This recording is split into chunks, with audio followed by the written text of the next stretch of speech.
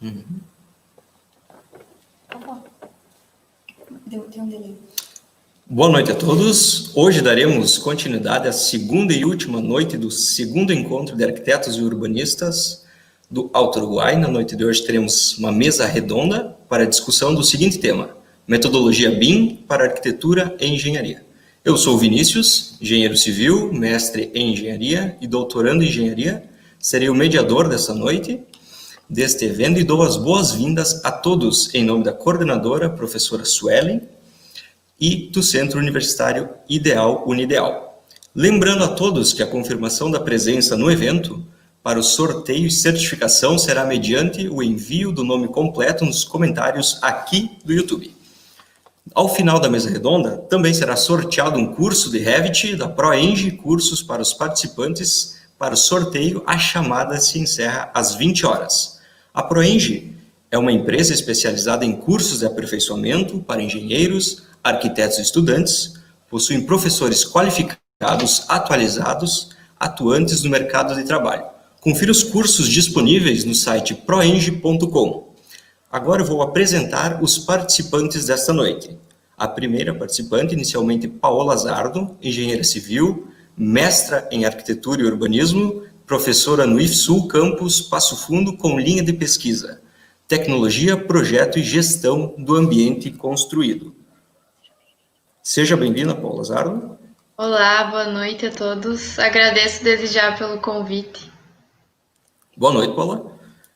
A próxima participante, Paola Paul Saraiva, arquiteta e urbanista no escritório Paola Paul Saraiva, arquitetura, mestra na área de projeto e gestão do ambiente construído, professora no Centro Universitário Ideal Unideal e professora na ProEng Cursos, participando do grupo voluntário Arquitetura para quem mais precisa de Passo Fundo. Seja bem-vinda, Paola. Oi, boa noite a todos. Boa noite. Estando as duas Paulas apresentadas, próximo integrante, no caso da nossa mesa redonda, Pablo Paul Saraiva, engenheiro civil, fundador da ProEng Cursos, a empresa focada na capacitação de engenheiros civis e arquitetos. Boa noite, Pablo. Boa noite, agradeço o convite. Obrigado, Paulo, pela participação. Nosso próximo integrante, que vocês já conhecem da noite anterior, Juliano Lima da Silva, engenheiro civil, especialista em gerenciamento de obras, mestre em arquitetura e urbanismo, com foco em BIM, gerenciamento de projeto, programação, norma de desempenho, design paramétrico, professor do Instituto Meridional IMED. Boa noite, Juliano. Boa noite, pessoal, tudo bem? Prazer estar aqui de novo. Prazer, seja bem-vindo outra vez. E a nossa última integrante da mesa redonda, não menos importante, Manuela Peruso, arquiteta e urbanista associada à OSPA Porto Alegre, atualmente compõe o grupo de normas da ASBER Rio Grande do Sul, ASBIM e Grupo Voluntário Arquitetura para quem mais precisa de Passo Fundo. Boa noite, Manuela.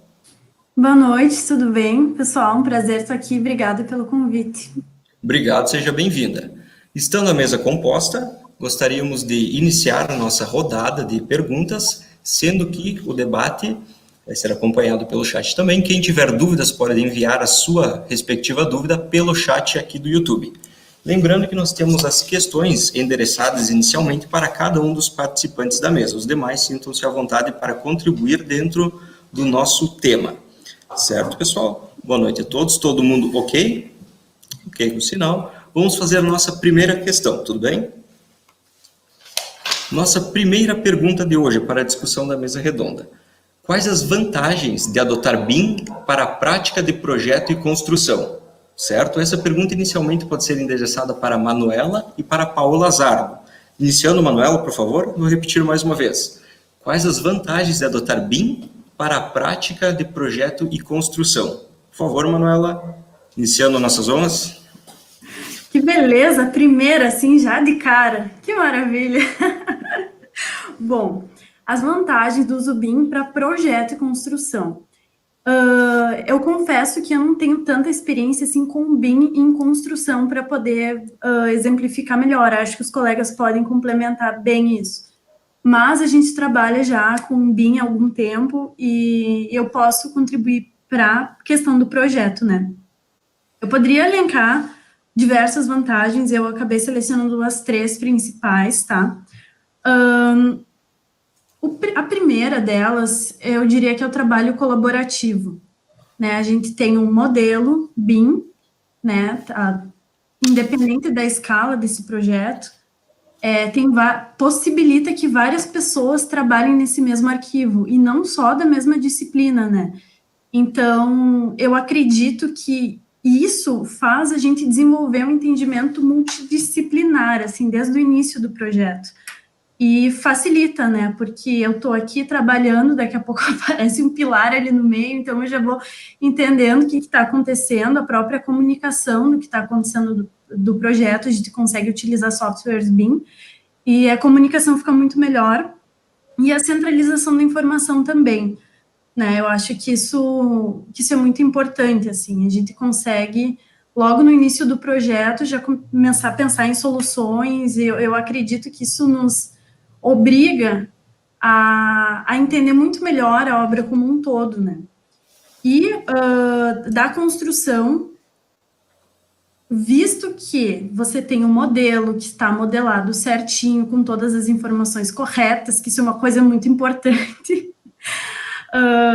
é possível sim ter redução de custos, aproveitamento na obra, né? Quando tu tem um planejamento, tu tem os quantitativos ali certinho, não tem aquela contagem a olho que tinha no CAD antes, né? Então, todos os elementos que tem no modelo, quantas portas tem, tu vai lá gerar uma tabela, vai aparecer quantas portas tem. Agora, tu tem que certificar que a quantidade se modelou certo. Se modelou certo, que eu acho que é a grande questão, eu diria que seria uma das vantagens na construção.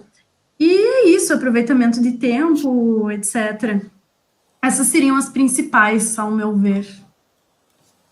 Perfeito, obrigado, Manuel. Alguém gostaria de complementar essa questão? Pode só erguer a mão para que eu possa desmutar você. Paula, por favor, um momento. Obrigado, pode complementar, Paula.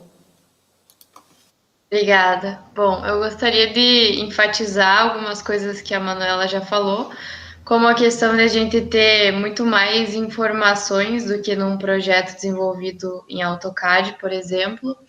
Essa questão de fomentar a colaboração é muito importante, acredito que se não o principal, um dos principais diferenciais do BIM para a forma como se trabalhava antes, né? Mas aí eu gostaria de acrescentar também que, como a gente está trabalhando com modelos que têm informações que correspondem à realidade da construção, a gente consegue fazer várias simulações em termos de verificação de eficiência energética da edificação, verificação de desempenho.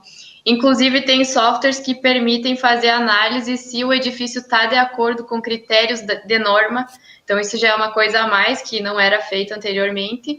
A possibilidade de se trabalhar com os objetos personalizados. Se tu tem fabricantes que fornecem famílias dos produtos que tu vai realmente adquirir para a tua obra, tu já consegue utilizar isso nos modelos. Então, é muito mais precisão nesse sentido. E também a questão Bom, vou para a construção agora. O que eu acho que melhora na construção.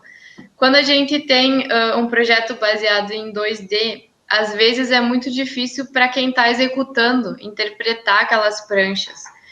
Nem sempre os modelos BIM eles são levados à construção, não se tem dispositivos eletrônicos para quem está executando verificar pelo modelo.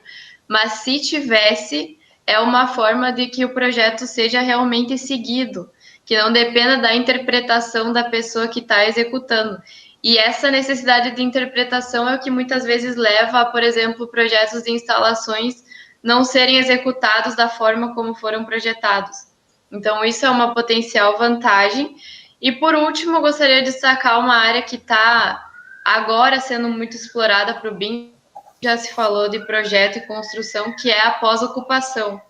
Os modelos BIM, eles também podem ser usados para acompanhar o edifício no uso. Questão de conforto do usuário, até agora vem internet das coisas, enfim.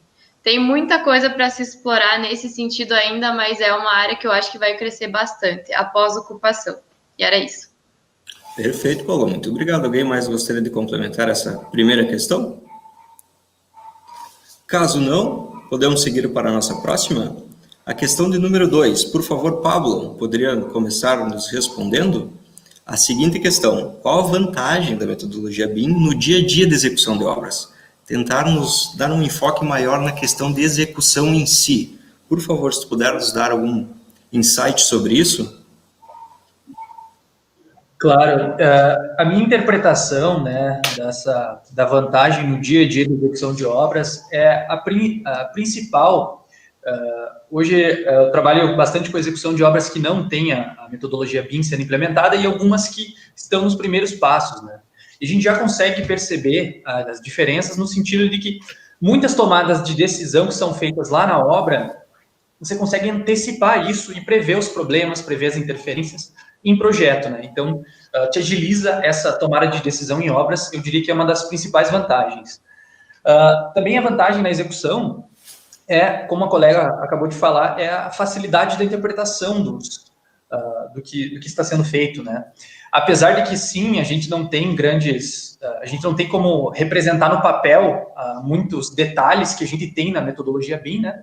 Mas ela já te permite, por exemplo, eu sei que é coisa mais para frente, né? Mas aqui, a gente está usando aqui em Passo Fundo a realidade aumentada para o pessoal conseguir ver vigas na parte estrutural que eu trabalho. O pessoal consegue ver as elevações, não é simplesmente aquela planta 2D que tem um maisinho dizendo que a viga está elevada, né? Então, a pessoa consegue ver no 3D. Isso é uma vantagem, dá mais agilidade para a mão de obra, evita erros. Eu diria que a principal vantagem seria essa, assim, prever as interferências e a facilidade de interpretar um projeto, né? No dia a dia, se bem detalhado, né? Perfeito. Alguém mais gostaria de complementar essas nossas primeiras duas questões, já, Juliano, certo? Para a questão do projeto e construção e da própria execução. Juliano, por favor. Só um minutinho. Comentários. Opa, agora sim. Complementando, então, alguns comentários rápidos também. Algumas das tecnologias emergentes voltadas para a obra, né, entrando nessa parte aí de realidade virtual e tudo mais, sobrevoar a obra com drones, por exemplo, fazer uma nuvem de pontos, né, capturar uma geometria e jogar isso, parear com um modelo, né, do Revit. São algumas das tecnologias que estão aos poucos surgindo, né, nessa área. Então, a gente está importando, né, de outras áreas, algumas dessas maneiras, né, de esboçar o que está acontecendo na obra. E o intuito é justamente, assim, com o planejamento que foi previsto, por exemplo, no Navisworks, no MS Project, que tem ali uma sequência construtiva, alguém está lá na obra rastreando, né, o que está acontecendo e comparando com o modelo. Então, também tem...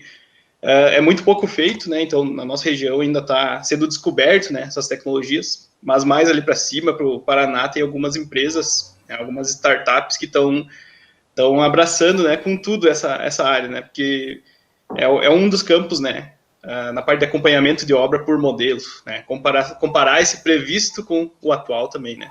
Pela Perfeito, sobreposição. entendido. Mais alguma colocação quanto a essa questão? Sim, Paula. Só um momentinho, por favor. Pronto? Sim, por favor.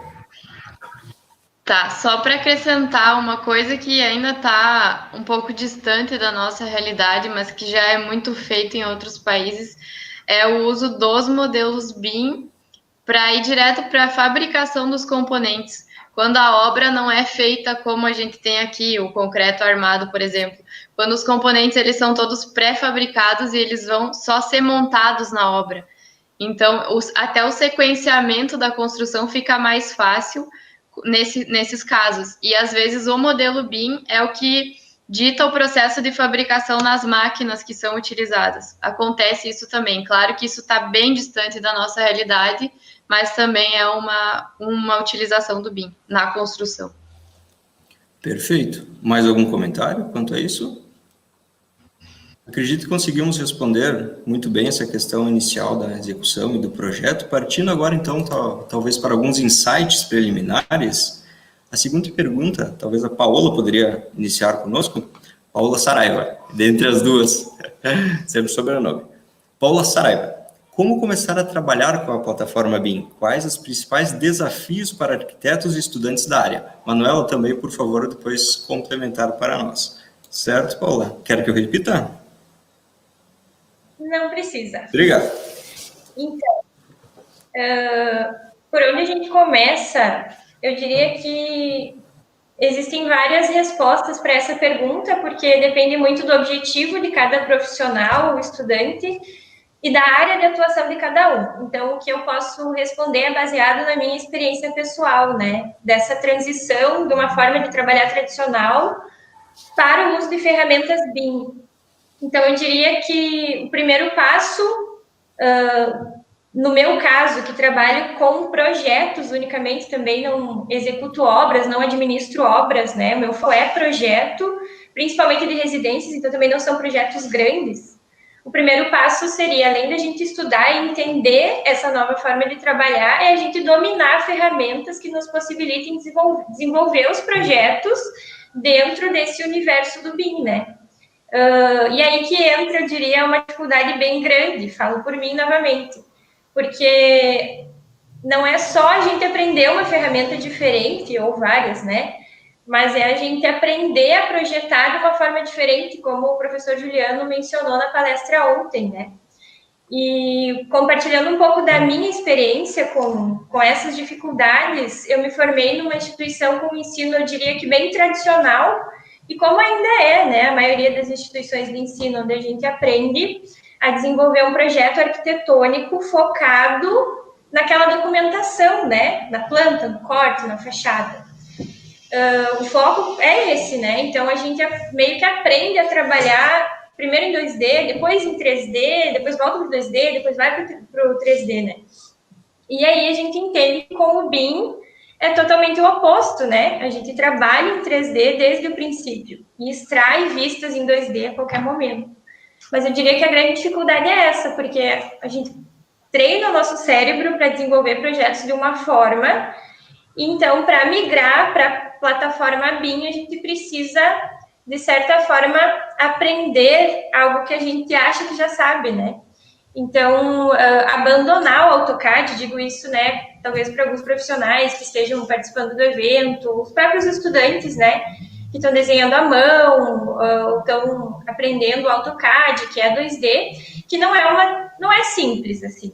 Não vai ser fácil os primeiros projetos que a gente vai desenvolver quando está migrando para um outro software, para uma outra ferramenta, para uma outra metodologia de trabalho. Atualmente eu sou professora de Revit, a gente ministra cursos, e eu sempre digo isso, um pouco de motivação, né? Que a gente tem que estar disposto a sair da zona de conforto e saber que no começo a gente vai sofrer um pouco mais, né? Porque a gente precisa treinar, eu diria que o nosso cérebro, para um novo método de trabalho. Então, para estudantes de arquitetura e profissionais que trabalham principalmente com projetos, como é o meu caso, eu diria que o grande desafio e o ponto de partida inicial é esse, a gente dominar ferramentas de projeto e entender todo esse novo método de trabalho. Perfeito. Manuela, por favor. Eu acho que a Paola falou de um ponto muito importante, que é essa mudança de mentalidade. Porque você tem que pensar diferente, né? Fazendo uma analogia, quando você vai aprender outra língua, tem que pensar diferente quando vai aprender inglês, por exemplo. E não é como se fosse uma transição do desenho à mão, linha por linha, para o desenho no computador, linha por linha. É um pensamento que tem que virar uma chave, é completamente diferente. E não é fácil, é bem chatinho no começo, dá muita vontade de desistir, porque é um pensamento completamente diferente. E eu até me questiono se é mais fácil. Quem tem a oportunidade de começar direto no BIM, talvez seja um pouco mais fácil do que quem já veio há anos trabalhando em CAD. Foi o meu caso, por exemplo, até eu ia fazer meu TCC em Revit e fiquei com medo. E acabei não fazendo, comecei a trabalhar depois de formada. Mas coragem, persistência, porque essa mudança de pensamento não é algo que acontece do dia para a noite mesmo, assim. Então, para começar a trabalhar na plataforma, em primeiro lugar, é ter vontade de aprender, ser até um pouco autodidata, meter a cara. E agora, em termos mais operacionais, digamos assim, escolher o software que tu vai utilizar, né, ver qual faz mais sentido para o que tu está trabalhando, com o que você quer extrair de informação, com qual é o teu objetivo, Uma questão do Revit, eu acabo dando o exemplo do Revit porque eu trabalho nele, é a versão. Então, se eu tenho Revit 2019 e for trabalhar com o colega que tem Revit 2020, vai dar ruim, né? Porque a gente não tem isso de salvar na versão antiga. O que eu consigo é pegar um 2017, abrir no meu 2019, depois ele nunca mais vai voltar a ser 2017, então tem que tomar cuidado com isso. E um computador, né? Bom, que acaba consumindo bastante memória RAM, então é importante ter uma máquina que dê conta desse software. E para finalizar, eu diria que para começar a trabalhar assim, eu acho que é muita coisa que a gente sabe, né? O BIM, ele faz muita coisa, dá até uma explosão cerebral, assim, a gente começa aqui a fazer tudo. Mas eu diria que uma implementação gradual, sabe, com calma, primeiro vai entendendo a modelagem, depois se já está dominando, vai adentro os quantitativos, enfim, vai evoluindo aos poucos. Mas começa, sabe, começa a mexer, começa a ir atrás, vai tendo dúvidas e vai atrás de informação, assim mesmo. Eu acho que é isso. Perfeito. Alguém mais gostaria de contribuir com essa questão de mentalidade inicial? Pablo, com certeza, por favor. Muito obrigado. Eu gostaria de complementar essa situação os principais desafios, né, nessa implementação do BIM. Na minha concepção, né, se você projeta no CAD hoje, faz um projeto hidrossanitário, faz um projeto de instalação, ou até o arquiteto trabalhando com projeto arquitetônico, ele permite que tu tenha menos noção do que tu está fazendo, na minha opinião, né? E quando você está fazendo no BIM, você realmente, se você quer uma modelagem correta, né? Porque não é simplesmente, vou jogar qualquer coisa no software e dizer que é BIM, não. Você quer fazer uma modelagem da construção mesmo. Então, e o resultado sendo a construção, você tem que ter noção da execução de uma obra, na minha concepção, né? Por exemplo, hoje a gente pega muitos projetos feitos em CAD, que é aquele padrão, planta baixa, um corte de uma parede quase cega e deu. Aí a gente tem que estar definindo como que vai ser feito isso, né? E o BIM, ele já não vai te permitir isso. Você tem que definir como você vai fazê-la na obra. Então, acho que o desafio principal é esse, porque quando a gente se forma, a gente não tem muita noção de obra, tá, pessoal? A não sei que você tenha a oportunidade de estar estagiando em obras e tudo mais, e daí você vai fazer um projeto hidrossanitário que você quer que seja BIM, tá, mas e aquela bucha de redução? Tu sabe o que é uma bucha de redução, às vezes? Onde que você vai colocar? Uma bucha de latão, para o pessoal ter o quantitativo final, né? Então, eu acho que para se trabalhar bem em BIM mesmo, o desafio é você saber se o que você está botando aqui vai ser executado lá, é possível ser executado, é uma coisa que pode ser feita, né?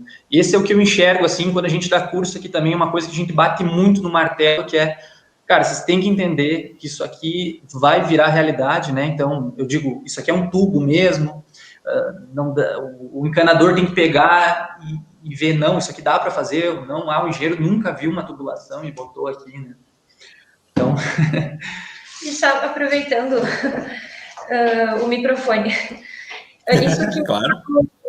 Comentou vale também para os arquitetos, né, sobre entender como o edifício funciona, como o edifício é, né, porque a responsabilidade do arquiteto não termina quando a gente tem lá a documentação, né, quando tem uma planta, corta uma fachada, acabou, né, a responsabilidade do arquiteto vai muito além, é de eu desenvolver realmente um projeto tranquilo de executar, compatível com as outras disciplinas, né, que eu possa facilitar o máximo possível a execução desse edifício, também é responsabilidade do arquiteto.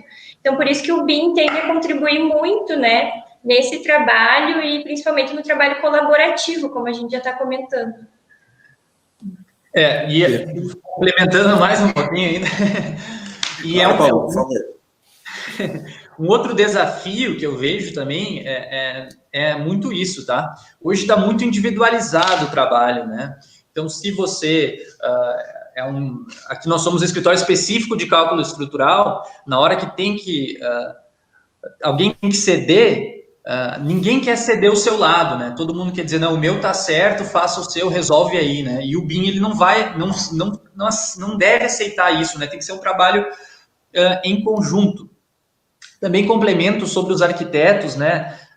que tem que ter noção de obra mesmo, pessoal. Eu cito exemplos aqui. Por exemplo, quando a gente faz um cálculo de uma estrutura, tem desenhado uma parede de 15 centímetros, eu quero embutir o pilar dentro da parede. Eu chego para o arquiteto e pergunto, você desenhou uma parede de 15, qual tijolo você vai usar? O de 11,5 ou o de 14? E o arquiteto não tem noção desse tijolo, por exemplo. Então, é uma coisa que no CAD é aceito. Se tu for trabalhar em ti mesmo, não, você vai ter que definir esse material. Senão, não tem lógica, né? O quantitativo final não vai ter lógica, por exemplo. Tá? Então, da minha parte é isso. Perfeito, obrigado. Alguém mais gostaria de comentar algo sobre isso? Então, saindo um pouco da questão da mentalidade inicial, falando um pouco sobre as dificuldades na indústria da construção. A seguinte questão nós podemos abordar com a Paola Zardo, com o Juliano, talvez, certo? Sobre a questão dos principais entraves e dificuldades ainda existentes na indústria da construção em relação à adoção da metodologia BIM.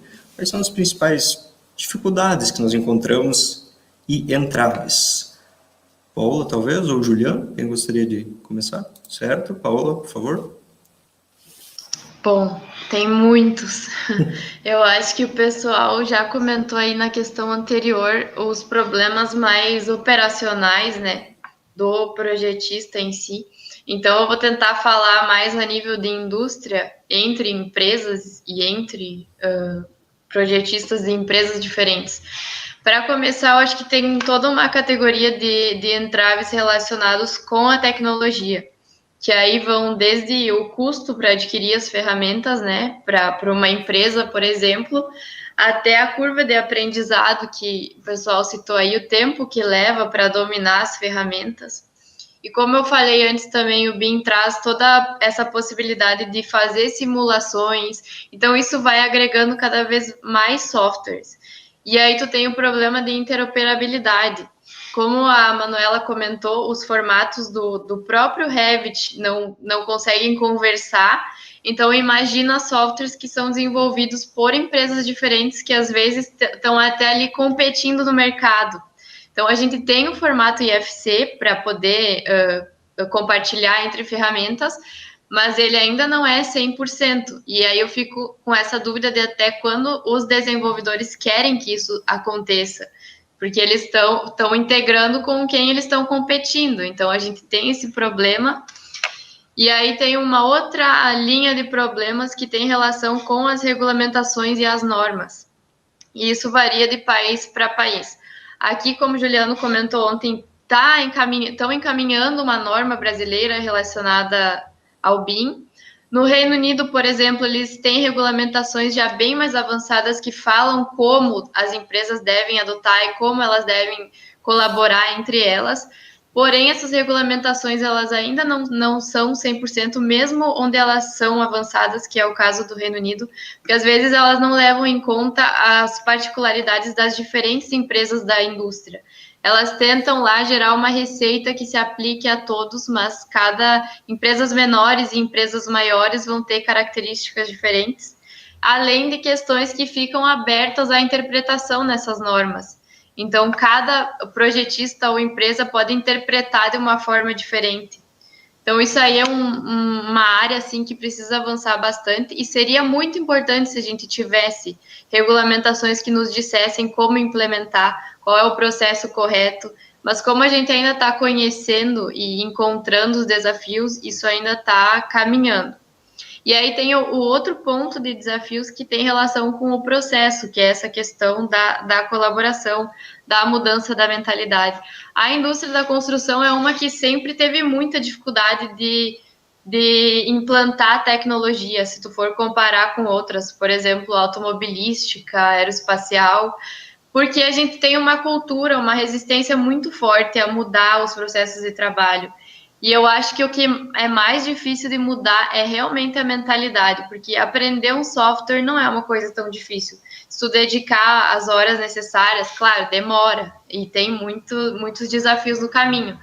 Mas o pior é mudar essa mentalidade de tipo, eu faço o meu projeto, o arquiteto, por exemplo, aí manda para o projetista de estruturas, aí ele faz em cima daquilo, só que agora que o projeto arquitetônico já está pronto, o arquiteto vai querer mudar o mínimo de coisa possível. Então, teria que ser tudo desenvolvido meio que junto desde o início, para já estar ainda aberto às mudanças. Não depois que já está pronto, aí eu vou ter que mudar uma coisa, daí vai dar um trabalhão. Então, é por aí. Se tem algumas coisas, mas tem muito mais. Perfeito, obrigado. Juliano, talvez? Perfeito. Deixa eu... Aí, foi agora, né?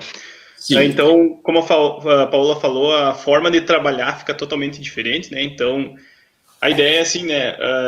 Tu não vai mais contratar um projetista só para fazer o projeto estrutural ou só para fazer o projeto hidráulico, né? Eventualmente, tu vai contratar alguém que vai, durante um certo período de tempo, vai estar trabalhando em conjunto com outras pessoas, né? Então, não é mais cada um com o seu e os outros que se virem, né? Então, para funcionar realmente, né? Para funcionar de verdade, a gente às vezes tem que até ceder um pouco, né? Nos nossos modelos, né? Nos nossos objetos. E aí isso surgem vários problemas, né? Então, o primeiro problema é esse aí, contratar alguém para fazer um projeto sozinho e aprovar é uma coisa, né? E contratar um grupo de projetistas para trabalhar colaborativamente, em equipe. Então, vou contratar projetistas por mês, por exemplo, né? Será que funciona isso? Como é que vai funcionar, né? Então, a ideia é que como o projeto vai sendo levado desde o início, já com algumas informações predispostas ali, a gente também tem que mudar as maneiras de contratar os projetistas, né? Então, isso está sendo investigado de várias maneiras, né? Tem vários estudos que tratam das formas de contrato alternativas, né? Então, surgem os entregáveis BIM, né? Que falam, né? Então, tu tens vários subprodutos, né? Que não são só um projeto, né? Que são na forma ali de simulações, são na forma, né, de compatibilizações e outras coisas além, né? Que a gente pode fazer em conjunto. E ali, em relação à autoria de modelos, né, é um tópico bem delicado, porque pensa assim, digamos que eu tenho lá uma biblioteca, tem um template lá no Revit, super bem feito ali, né, sei lá, de hidráulica, incêndio, alguma coisa assim, né, de instalações. Eu fiz lá, por exemplo, né, eu não tenho esse template maravilhoso, mas eu fiz, digamos lá, uma planta de um conjunto de bombas que já vem com todas as informações, né, que funciona muito bem com alguns plugins, alguma ferramenta, né. Tem os parâmetros, tudo configuradinho, né? Levei um tempo para fazer. E aí eu vou disponibilizar até quanto eu vou querer disponibilizar para outros projetistas, né? Até onde essas pessoas vão ter acesso ao que tu fez, né? Daqui a pouco tu tem um sistema de fachadas, alguma coisa que envolveu pesquisa, né? Alguma coisa extensiva. E como é que vai funcionar, né? Então estão sendo investigadas maneiras, né, de se levar isso em conta. Né? Perfeito. Manuela, claro, por favor. Só quero fazer um complemento no que o Juliano falou sobre essas questões de famílias e tudo mais. Uma coisa muito positiva que está acontecendo cada vez mais é que os próprios fornecedores estão modelando e disponibilizando essas famílias. Então, a gente no escritório usa direto. Sempre que tem um fornecedor que tem a família com as informações, a gente utiliza. Isso está crescendo cada vez mais, então isso é muito positivo. E até mesmo a biblioteca de diversos, assim, de mobiliário, de interiores, de luminárias, de sofá, está crescendo aos poucos, mas isso está acontecendo. Inclusive, alguns fornecedores estão incluindo informações além, né? Então, por exemplo, a Pauluzi inclui lá o consumo de argamassa, por exemplo, nos blocos deles, né? Então, é bem interessante. Eles já veem que o pessoal vai usar e colocam isso, ó. Usem as nossas famílias, usem os nossos blocos, né? Que já vêm com alguns parâmetros para você calcular, né? Então, isso também é um lado positivo também, né? Não pode ter só problemas. Com certeza. Perfeito. Alguém mais quanto a isso? Então, como nós falamos já um pouquinho sobre a mentalidade, os entraves dessa questão da metodologia BIM, eu gostaria de saber um pouco mais sobre a forma prática do trabalho. Manuela, já te deixei com a palavra, porque as perguntas podem iniciar contigo, a resposta sim. Como a BIM, a metodologia, está modificando a forma que os arquitetos e engenheiros, no teu caso, arquiteto, trabalham no dia a dia no escritório?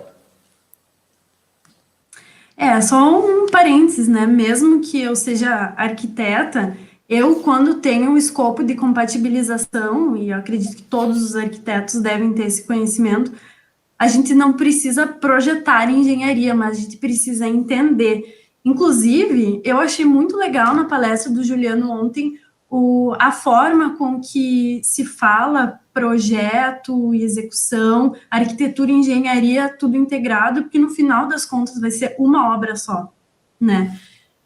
Eu posso comentar sobre a minha forma de trabalhar, como modificou, tá? Bom, eu fui descobrir ali no finalzinho da faculdade, no início, que era um escopo de compatibilização, que até então eu nem sabia o que significava isso muito bem, né? Vamos cair na real. A compatibilização, basicamente, o que é? Você gerencia todos os projetos complementares, né? Então, não só a arquitetura, mas você pega todos os projetos, o elétrico, hidráulico, sanitário, dados, luminotécnico, e coloca um em cima do outro e faz vários tipos de análise, né? Tem análise sistêmica, para ver se tem a tomada para ar-condicionado, para ver se as coisas estão funcionando, e a análise de clash, né? Que duas coisas não ocupam o mesmo lugar no espaço, então é basicamente isso. Eu, particularmente, não tinha desenvolvido até então esse pensamento de olhar para o projeto como uma coisa só. Parece um pouco óbvio falando assim, mas às vezes a gente fica muito só no mundo da arquitetura, que não acaba nem tendo muito interesse, até as disciplinas da faculdade, quando é de outras disciplinas, elétrico, hidráulico, lá, eu mesma não dava tanta bola na faculdade, e quando eu me formei, senti, né? Então, a minha forma de trabalhar, eu tive que reaprender, porque a partir do momento que tu tem, dando um exemplo do que eu considero o cenário ideal, tá? Ele tem um projeto, arquitetura e engenharias estão trabalhando no mesmo modelo. É muito legal, tu tá vendo o que o colega tá fazendo, tu começa a entender, mas tem uma questão, tu consegue enxergar os problemas muito antes. Então, é muita coisa, assim, é muita informação, e tu precisa ter um background de conhecimento geral de diversas disciplinas, assim. Então, aí eu já estou abordando, né, uma das formas de arquitetura e engenharia trabalhar no escritório, por exemplo, quando tem todas as disciplinas contratadas, a arquitetura e engenharia, ela nasce junto. Né? Então, na primeira entrega de projeto, que é o nosso concept, a gente já sabe soluções macro de estrutura, daqui a pouco de climatização, depende do projeto, assim. Então, isso exige que tu pense muito lá na frente, assim, pense a solução muito lá na frente para tu conseguir já modelar certo, né? Então, te obriga a aprender muito mais sobre a obra e tudo mais. E, né, essa questão do lançamento quase ao mesmo tempo, que a gente faz, pelo menos, né, e deixa eu ver se eu tenho mais... E uma coisa que veio nova também, que antes eu não tinha muito, talvez eu deveria ter um pouco mais de planejamento, mas quando eu trabalhava no CAD, eu não tinha o mesmo plano para trabalhar. Então, agora, com o BIM... lembrando que o BIM é só uma ferramenta, né? Ele não vai te fazer trabalhar melhor. É só uma ferramenta para te ajudar na solução de projeto ali. Então, o que acontece? Agora, por exemplo, nos projetos que a gente está fazendo, não é só chegar, abrir um template e começar a trabalhar. Tem todo um plano, uma estratégia, né? Que antes a gente não pensava muito. Então, eu, por exemplo, estou fazendo um projeto de um hotel resort, e ele tem 30 mil metros quadrados, ele é uma base e 3 torres, e se a gente colocar, primeiro ponto, é um projeto tão pesado que nem cabe em um arquivo só, então como é que a gente consegue várias pessoas trabalharem em um projeto tão grande, ninguém tem máquina tão boa assim, né? Então tá, vamos usar a estratégia de segmentar em links, tá? E no nosso caso, a gente tem compatibilização e os complementares não estão utilizando o software BIM. Como é que a gente vai fazer essa compatibilização? Como é que vai funcionar esse fluxo? Né? A gente vai fazer a documentação dentro do link ou vai fazer a documentação lá no arquivo federado? A gente chama do arquivo mãe. Eu não sei, a gente acabou chamando assim, certo? Fala arquivo federado. Então, são coisas que antes a gente não parava muito para pensar, né? Tem muitas empresas que fazem o BEP, né? Tem um plano, enfim, todo um esquema. Cada projeto é um projeto, claro que tem suas variáveis, mas a gente se depara com situações que antes a gente não tinha antes, né? E processos, né? Processos cada vez mais fortes, assim, eu acho muito positivo. Padronização também. Imagina a gente no escritório, tem um monte de gente trabalhando, e às vezes acontece de um projeto passar para outra ilha de projeto, às vezes acontece, então tudo tem que estar muito padronizado. A gente começou a rodar alguns scripts do Dynamo recentemente, e isso nos fez perceber que a gente precisa melhorar a modelagem, porque, sei lá, tem um script que cria vistas e pranchas automaticamente. Isso é muito legal, automação, mas não é só bem assim apertar um botão. O modelo precisa estar modelado certo para isso começar a acontecer. Então, são insights que a gente vai tendo com o passar do tempo, assim, sabe? É isso, acho que me estendi um pouco. Não, que isso, perfeito, muito obrigado. Perfeitamente. Alguém gostaria de complementar sobre essa questão? Claro. Paola, por favor. Bom, eu acho que, como a Manuela falou, o BIM veio para enfatizar a complexidade que é um edifício, uma construção. Porque, se for ver, nossas edificações não mudaram em termos de componentes, né? Elas sempre foram complexas, sempre teve vários sistemas envolvidos, só que essa complexidade ficava meio esquecida, e por isso que vinha tanto problema na hora da construção. Aí agora, falando em um cenário ideal, assim, que todo mundo trabalhe junto, modelando em BIM, o que eu digo que é uma grande mudança na nossa profissão é o surgimento ou a ênfase no papel do coordenador de projetos, né? Que isso é uma pessoa com muita experiência em execução de obra que sabe antecipar problemas ali nos modelos, ali na etapa de projeto. Então, como tu tem tantos modelos, tantos profissionais envolvidos ao mesmo tempo e tentando cruzar tudo isso para fazer compatibilização, é muito importante esse ator no processo, que é uma pessoa que vai gerenciar o trabalho de todo mundo e vai garantir que tudo esteja funcionando corretamente. Eu acredito que faz muita diferença dentro de uma empresa ter essa pessoa quando tu está trabalhando com BIM e principalmente em projetos mais complexos. Então, abriu ali uma nova área de atuação que antes não era tão enfatizada, né? É isso. Perfeito, Paula. Alguém gostaria da palavra quanto a isso? Muito obrigado por esse aspecto. Juliano, eu sei que tu abordou isso ontem, não quero ser um pouco redundante, mas talvez, só para tu refrescar um pouquinho nossa memória, talvez alguém dos membros, algum dos membros participantes, gostaria de complementar sobre a questão das dimensões da metodologia BIM. Eu acho muito interessante, mas às vezes ela me parece um pouco análoga, eu me perco um pouco nessa questão. Sei que alguns autores acabam divergindo ali depois de determinadas dimensões, mas se pudesse nos refrescar a memória, talvez de forma sucinta, se alguém gostaria de complementar algo sobre... Claro.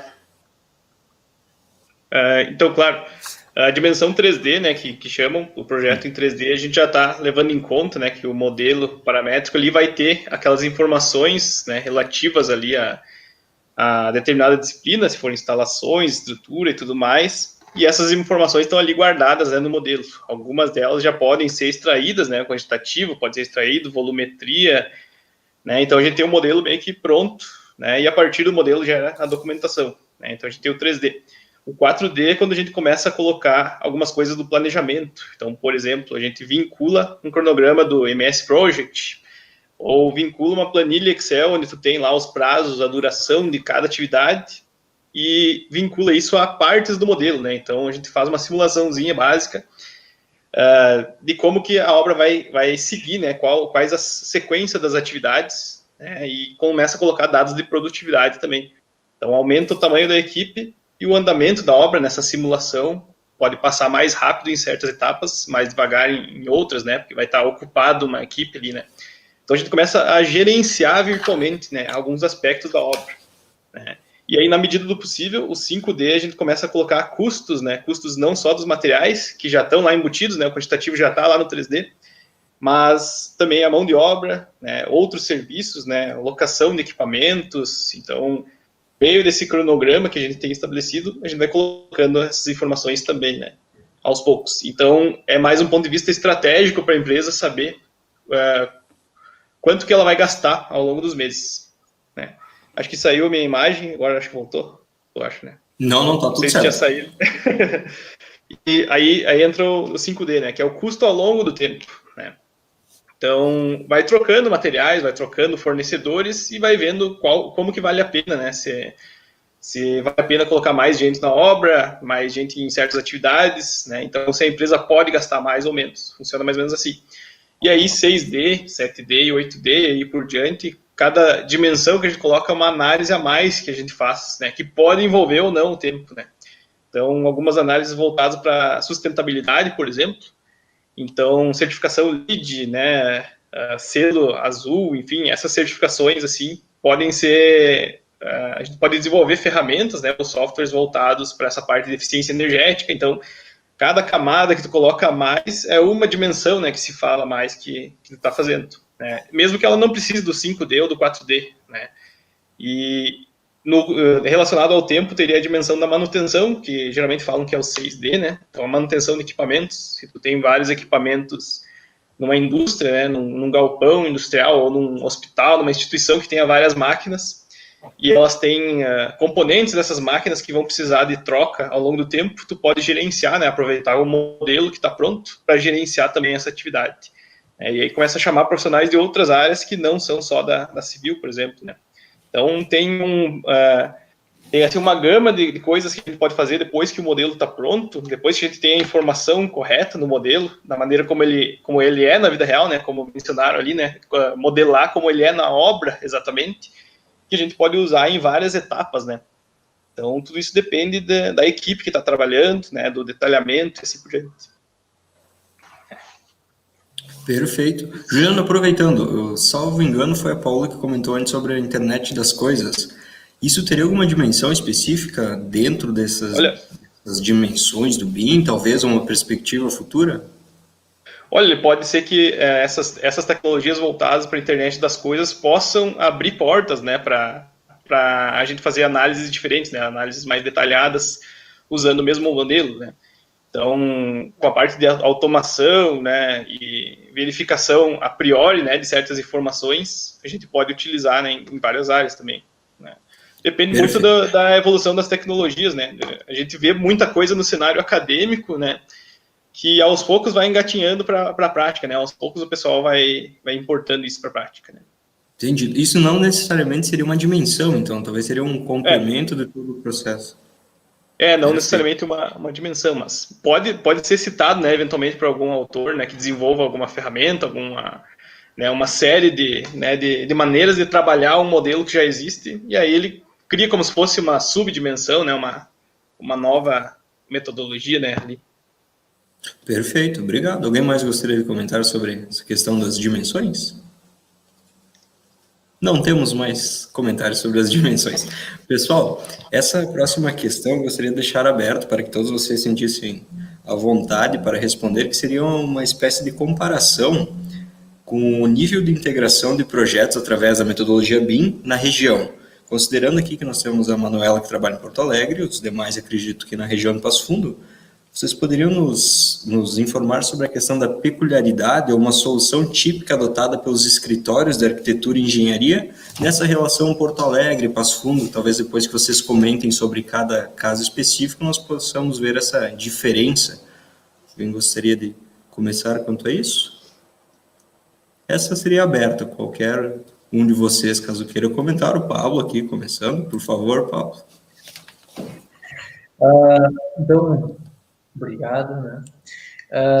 Então, assim, na minha concepção, né, lembrando,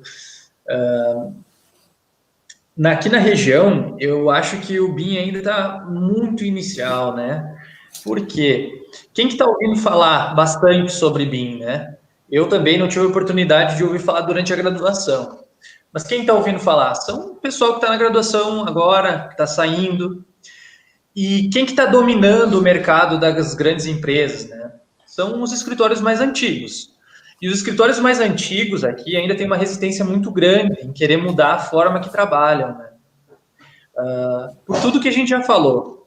Então, ainda ele está devagar. Tem construtoras ainda que não, eu acho que elas ainda não enxergam o quanto pode ser benéfico a adoção do BIM, mas eu digo assim, a gente já está conseguindo, a gente, por exemplo, aqui a gente está entrando alguma coisa na construtora, podendo dizer, olha, cara, tá vendo que você está perfurando muito elemento estrutural, você não precisava acontecer, a gente poderia ter previsto, sabe? Mas na minha concepção está muito devagar aqui ainda. Então tem bastante espaço para crescer, mas é devagar, porque quando você se formar, você quer trabalhar com BIM, você se inicia, a princípio, se você for abrir seu próprio negócio, você inicia com pequenas obras, né? E pequenas obras, talvez você não enxergue tanto resultado da adoção dessa metodologia, na minha opinião. E as grandes obras estão dominadas por esses escritórios antigos, né? Mas eu digo assim, eu tenho um colega que trabalha em Santa Catarina, até para trazer isso, que eu estava conversando com ele justamente sobre isso esses dias, e lá em Santa Catarina, na construtora que ele trabalha, já está assim, ó, tá bom já, tá? A ponto de ele, que trabalha com execução de obras, ele vai com o tablet na obra e consegue ver, durante a construção, tá com todos os projetos num ambiente só, ele consegue ver, ele esconde aqui a parede aqui, consegue ver se a tubulação tá ali mesmo, tá? Já tá com o as-built pronto, ele tava me dizendo, sabe? Não tem que fazer as-built, né? Já tá saindo exatamente igual. Então, aqui Santa Catarina, que é o nosso vizinho, tá assim. Eu acredito que não vai muito longe, a gente vai conseguir atingir um nível melhor aqui, mas na minha concepção ainda está muito devagar. Perfeito. Manuel, por favor. Perspectiva de Porto Alegre. Só queria dizer que acho que o Pablo foi muito pertinente, muito assertivo, assim, no comentário dele. Eu acho que ele trouxe uma questão muito importante, que é, assim, os escritórios mais consolidados realmente são os mais antigos, e aí tem essa questão da mentalidade que a gente falou antes e tudo mais, dessa resistência de algo novo, né? E no meio acadêmico, o BIM está vindo forte agora, para os estudantes que estão entrando agora, né? Então, já tem estudante que nem aprendeu CAD, que já está aprendendo algum software BIM direto, né? Então, eu vejo que em pouco tempo, quando esses estudantes daqui a pouco começarem a se formar, daí daqui a pouco vai começar a virar a chave. Eu vejo muita diferença entre a implementação BIM de escritórios, tanto de arquitetura e engenharia, em Porto Alegre e Passo Fundo. Realmente, eu vejo muita diferença, assim, eu vejo alunos mandando muito bem, assim, a nível de executivo, dominando muito, não só ferramenta BIM, mas também outros níveis de parametrização e planejamento e tudo mais. E os escritórios mais consolidados, assim, os que eu conheço, pelo menos, que eu diria, sei lá, Hype, Ideia 1, Arquitetura Nacional, diversos ali que a gente acaba tendo um pouco mais contato, o BIM já existe, já roda há muitos anos. Tem escritórios que desde 2012, 2013, 2014 utilizam. A OSPA começou a implementar em 2014, né? Claro que começaram a utilizar, né? Não no nível que está hoje, obviamente, mas que começou com essa mentalidade de, ao menos, tentar implementar e começar a aprender. Eu vejo que, eu espero que essa transição aconteça rápido, assim, na região de Passo Fundo, porque eu, pessoalmente, conheço poucos escritórios que utilizam. Então, essa troca de figurinha que a gente está tendo aqui, eu consigo muito mais facilmente ter aqui em Porto Alegre, com um núcleo aqui de arquitetos e engenheiros, do que em Passo Fundo. Isso é uma pena, porque eu acho que a gente tem muito que trocar, mas eu estou muito esperançosa que, assim, logo em breve, o futuro da nação, os estudantes vão mudar essa realidade. É isso. Esperamos que sim. Alguém gostaria de complementar? Por favor, claro. Paulo Lazarto. Bom, agora só para sair um pouco da região, eu gostaria de comentar um pouco dos resultados da minha pesquisa de mestrado. Eu falei com profissionais dos que trabalham assim nos grandes escritórios de arquitetura de abrangência global. Não vou citar o nome dos escritórios por motivos éticos, né? Mas eu gostaria de enfatizar, já que a gente está falando com os estudantes, para desde quando começar a aprender BIM, entender que vai muito além de usar o software. Porque mesmo nesses escritórios que são grandes referências mundiais na área, eles me relataram vários problemas que são todos, a maioria, não todos, mas a maioria, majoritariamente, do cunho social, da parte de mudar a mentalidade, da parte de conseguir trabalhar com as outras pessoas como deveria ser.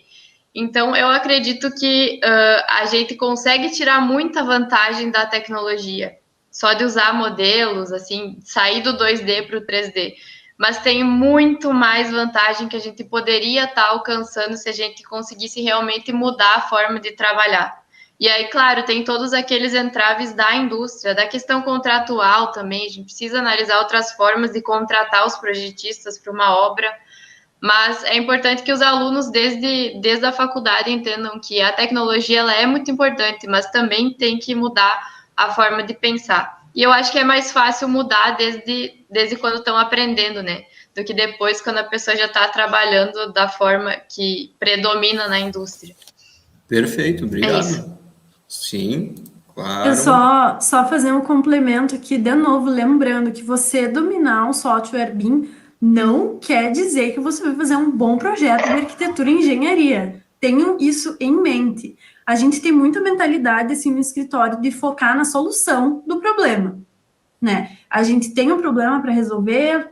Se existe um software que não é o Revit, que faz isso de uma melhor forma, a gente vai aprender e vai utilizar, não tem esse apego com a gente trabalha com arquitetura, não com Revit, por exemplo, né? Então, muito cuidado, né? Claro que o domínio do software é muito importante, mas ele nunca deve pesar mais do que a solução do problema. Isso sempre deve pesar mais. Tu tem que saber o que tu está modelando, que é o mais difícil. Perfeito. Para não ser um operador, no caso do software. Perfeito. Alguém gostaria de complementar? Vamos para a próxima questão. Paola Saraiva, por favor, essa próxima questão para ti. Qual é a precisão das estimativas e levantamentos de materiais do BIM em relação ao nosso sistema tradicional?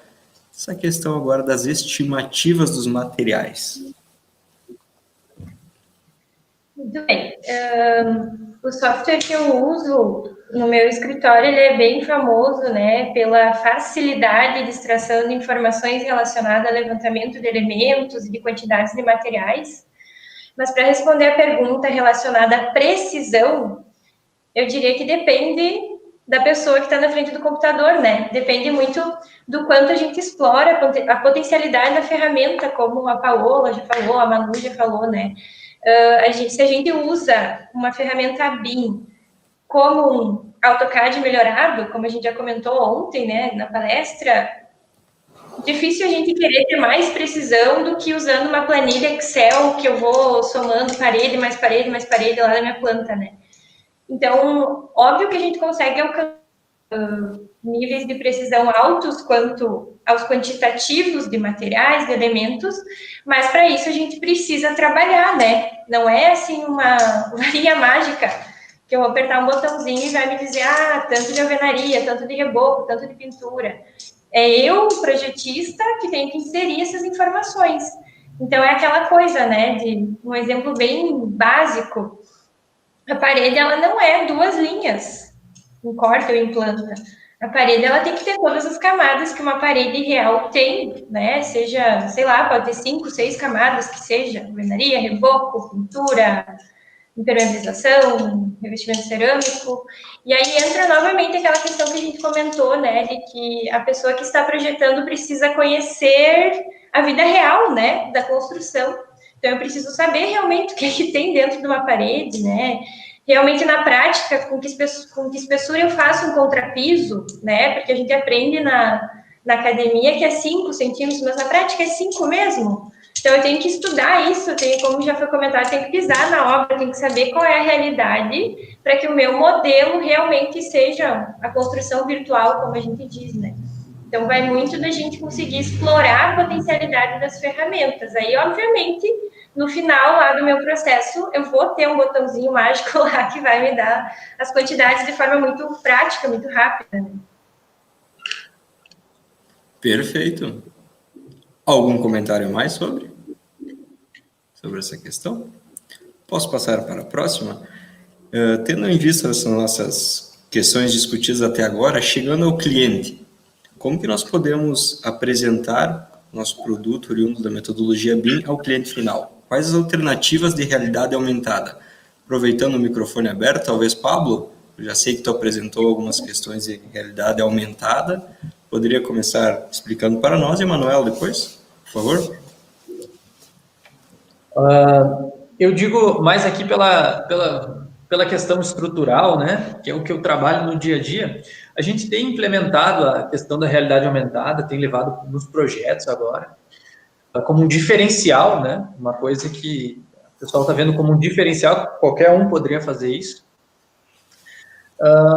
E é assim, por exemplo, estamos apresentando, botamos no projeto, botamos a realidade aumentada com modelo 3D ali, principalmente porque a gente trabalha muito com edificações residenciais de alto padrão, então tem muita coisa de volumetria feitas em concreto, né? Então, tem sido muito interessante, a gente chega lá para o pedreiro e diz assim, cara, ó, baixa esse softwarezinho aqui, baixa o aplicativo, hoje qualquer um tem um celular, né? Não, nem todo mundo tem, mas tudo bem.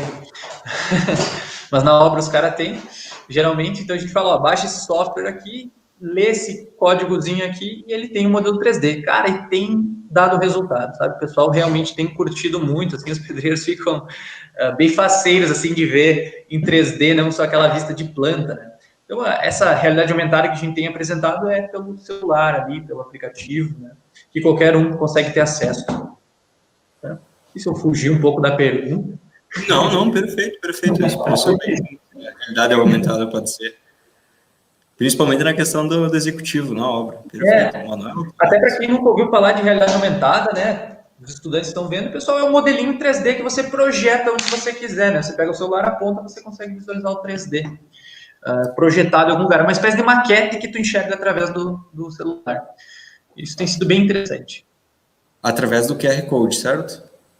Tu pega o QR Code para baixar por exemplo, quando eu gero aqui meu projeto estrutural, eu carrego na nuvem do aplicativo lá, o meu modelo 3D, o operador, quando pega, ele lê o QR Code, baixa o modelo no aplicativo dele, aí ele consegue visualizar. Tá? Mas é tudo da minha parte. Só complementando esse conceito de realidade aumentada, só para ficar um pouquinho mais claro, qual é a diferença da realidade virtual, né?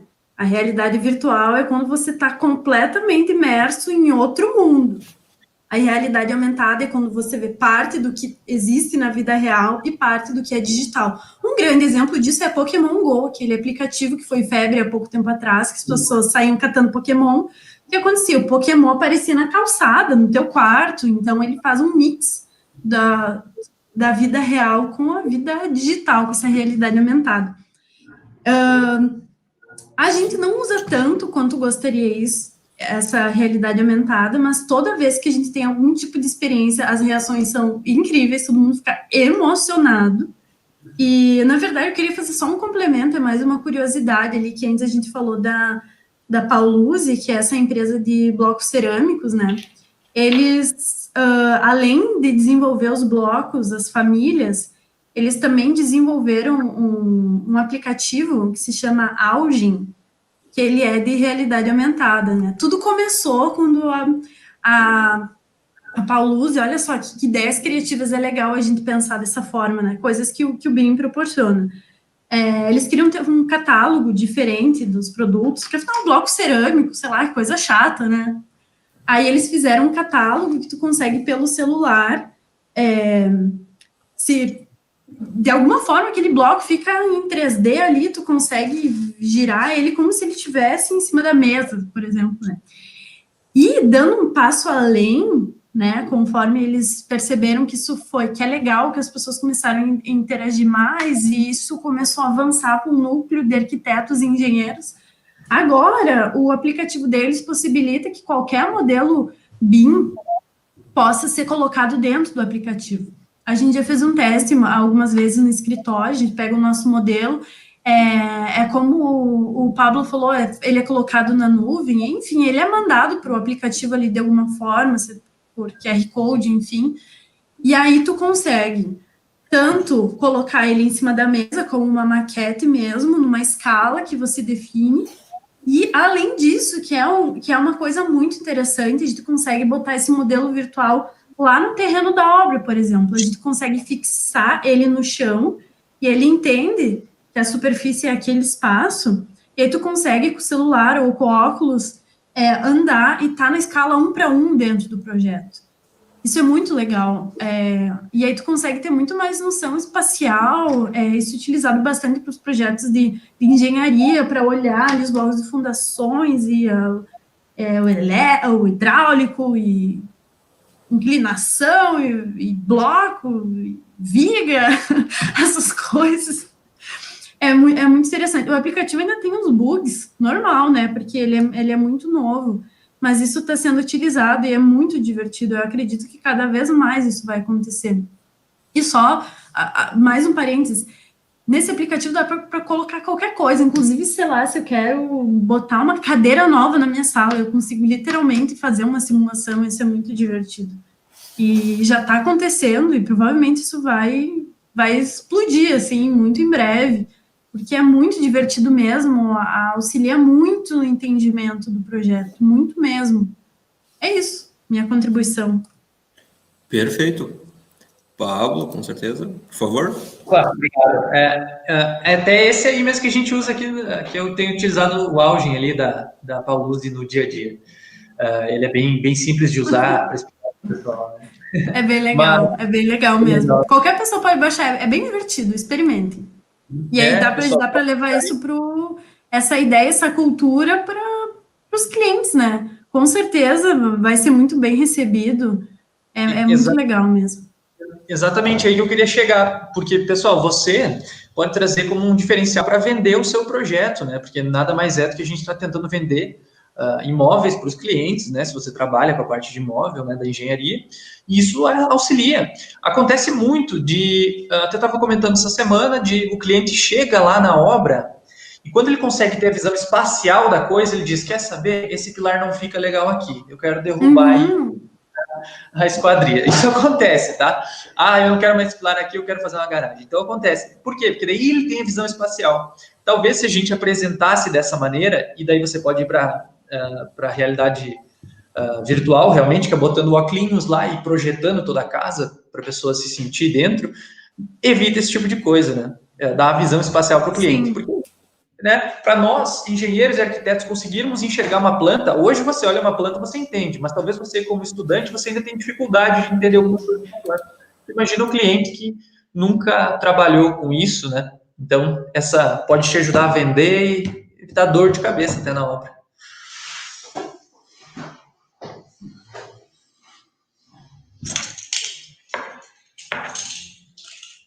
Vinícius travou. Ih, será que nós estamos travando? Será que você não nós?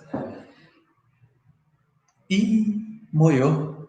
Acho que travou aí para vocês também. Travou, eu acho. Espera, não fala.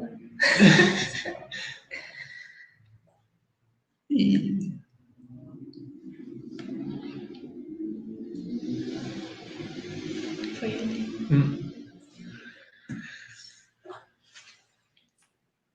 Consegui destravar meu microfone. Vocês estão me ouvindo? Nossa. Mas tá... Deixa eu só, enquanto o Juliano não volta... desculpa. Ai, meu Deus, me embananei aqui. Enquanto o colega, nosso mentor querido, não volta, deixa eu matar um tempo aqui, só fazendo um comentário, né, fazer uma sala aqui enquanto os problemas operacionais são resolvidos. Complementando o que o Pablo falou, lembrando que o nosso cliente, ele não tem obrigação nenhuma de saber ler planta. A gente que às vezes está dentro, às vezes tem uma dificuldade ou outra, e a forma da apresentação de projeto, você vai lá, mostra a planta, tenta explicar, daqui a pouco na tua cabeça tá bombando, e o cliente, ele nem entendeu onde é que entra, não entendeu nem onde é que é a porta de entrada. E isso gera um constrangimento, e a gente não quer que os nossos clientes se sintam intimidados ou com vergonha de dizer. Então, isso é um ponto, assim, sempre trazer o máximo de 3D possível, porque aí evita esse constrangimento e o cliente se surpreende muito. Então, Vinícius voltou, fiz uma sala aqui, uma enrolação até voltar. Pronto, pode continuar. Muito obrigado, perfeito. Problemas técnicos nesses tempos de pandemia. A internet deu uma leve oscilada. Muito obrigado, Ana. A próxima questão eu gostaria de saber de todos vocês, na prática. Vamos dar nomes aos nossos softwares. Por favor, quais os softwares que utilizam a metodologia BIM vocês acabam utilizando no dia a dia? E por que da escolha? Por favor, quem gostaria de começar? Manuela, por favor. Ah, que beleza. Bom, da parte da engenharia do escritório, a arquitetura e engenharia, o nosso software principal é Revit, mas eu sei que alguma análise, alguma outra coisa é feita em outros softwares de engenharia que eu não sei, TQS, talvez, enfim. Mas a gente usa Revit, Navisworks, para compatibilização e clashes, e a gente utiliza também bastante o BIM Collab, que ele é muito interessante, às vezes a gente usa até para a própria comunicação interna, assim, tu consegue, por exemplo, eu estou trabalhando na arquitetura e a minha colega, isso é um caso real, a Mariana, minha colega, está fazendo detalhamento de esquadrias enquanto eu estou trabalhando nos cortes. Aí eu percebi que tem alguma modificação que precisa fazer nas esquadrias, ainda mais agora em home office, eu não tenho como falar com a Natália, é a Nath e a Mari que está fazendo, não tem como toda hora ficar incomodando elas, né? E eu não estou no escritório para sentar do ladinho. Então, até para a própria comunicação interna, a gente usa o BIM Collab, a gente gera uma issue, né? Gera ali o que é para fazer, se está faltando alguma coisa, se tem um clash, o que tem que fazer.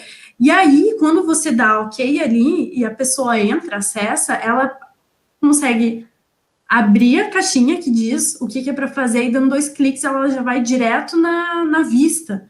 Então, esse tipo de interação, assim, de informação interna é muito legal. Eu diria que esses são os principais, assim, mas certamente tem mais software que a gente usa, porque, como eu falei, a gente não se limita muito, assim, a gente vira e mexe, faz um experimento com outros softwares, então, eu nem sei dizer todos, tá, mas, enfim, esses são os principais, Revit e Navisworks. Perfeito, obrigado. Juliano, talvez, faz tempo que tu não fala com nós, por favor. Claro. Então, ali, da minha parte, né, eu tô bastante ocupado atualmente com aulas e com pesquisa, então eu utilizo ali as versões com os alunos, né, nós fazemos vários modelos durante as disciplinas, e como foi falado, né, os principais, eu diria, seriam o Revit para a parte de documentação, modelo arquitetônico, estrutura de concreto, aço, madeira, enfim, e a parte de instalações, né, hidráulica, hidrossanitário e de instalações elétricas também. O Navisworks nós utilizamos aí para compatibilização dos projetos e para simulação, né, alguns trabalhos agora com 4D e 5D, então estamos desvendando, né, essa parte aí da simulação, o que dá para usar, né, testando vários sistemas, né. Para a parte de cálculo estrutural, daí no caso, a experiência que eu tenho um pouquinho de experiência com o EBERIC, mas principalmente eu utilizo o Autodesk Robot, né? O Robot é um software de cálculo, só que a parte de cálculo dele tem que ser convertida, né? Tem que fazer algumas adaptações na plataforma para usar as normas brasileiras, né? Então, dá para se pensar assim, né, que se for utilizar o Robot, né, vai ter que adaptar uma parte, né, do programa para utilizar. E aí ele faz a parte de cálculo, tu pode exportar para o Revit, né, como vários outros softwares, né. O TQS também tem isso, né, ele tem alguns plugins que tu consegue exportar, né. E aí na parte de programação, eu também utilizo o Dynamo, que ele é uma extensão para o Revit, que permite ali tu criar pequenas ferramentas, né. Então, na minha dissertação, a gente utilizou extensivamente, né, o Dynamo para fazer alguns plugins específicos ali para a parte de lumínico, para a parte de acústico, e ele é muito útil porque tu manipula, né, os dados, né, então tu consegue Por exemplo, né, eu consigo exportar informações que estão lá nos quantitativos para o Navisworks, né, para um Excel, e aí eu economizo um tempo, né, transpondo essa informação.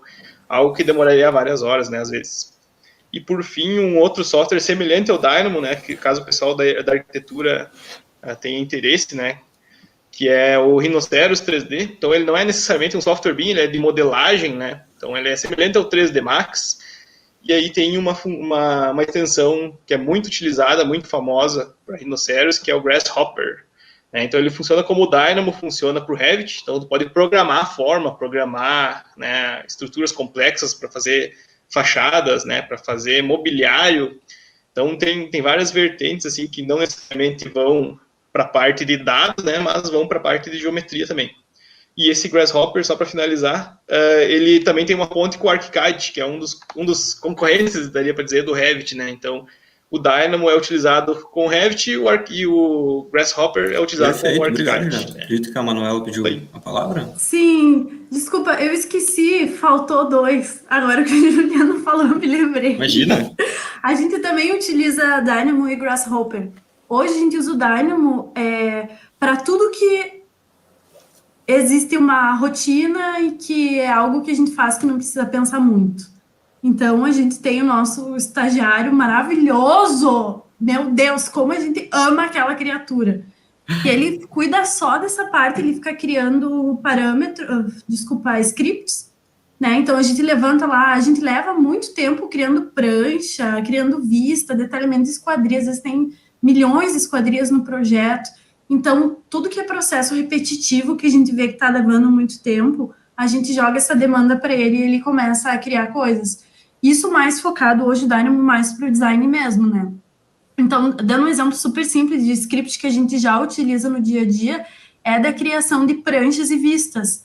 Por exemplo, áreas molhadas. Só para dar um exemplo, assim, já adentrando um pouco do Dynamo, que é muito legal. E eu admiro muito quem mexe com essas coisas de programação, porque é muito show, assim.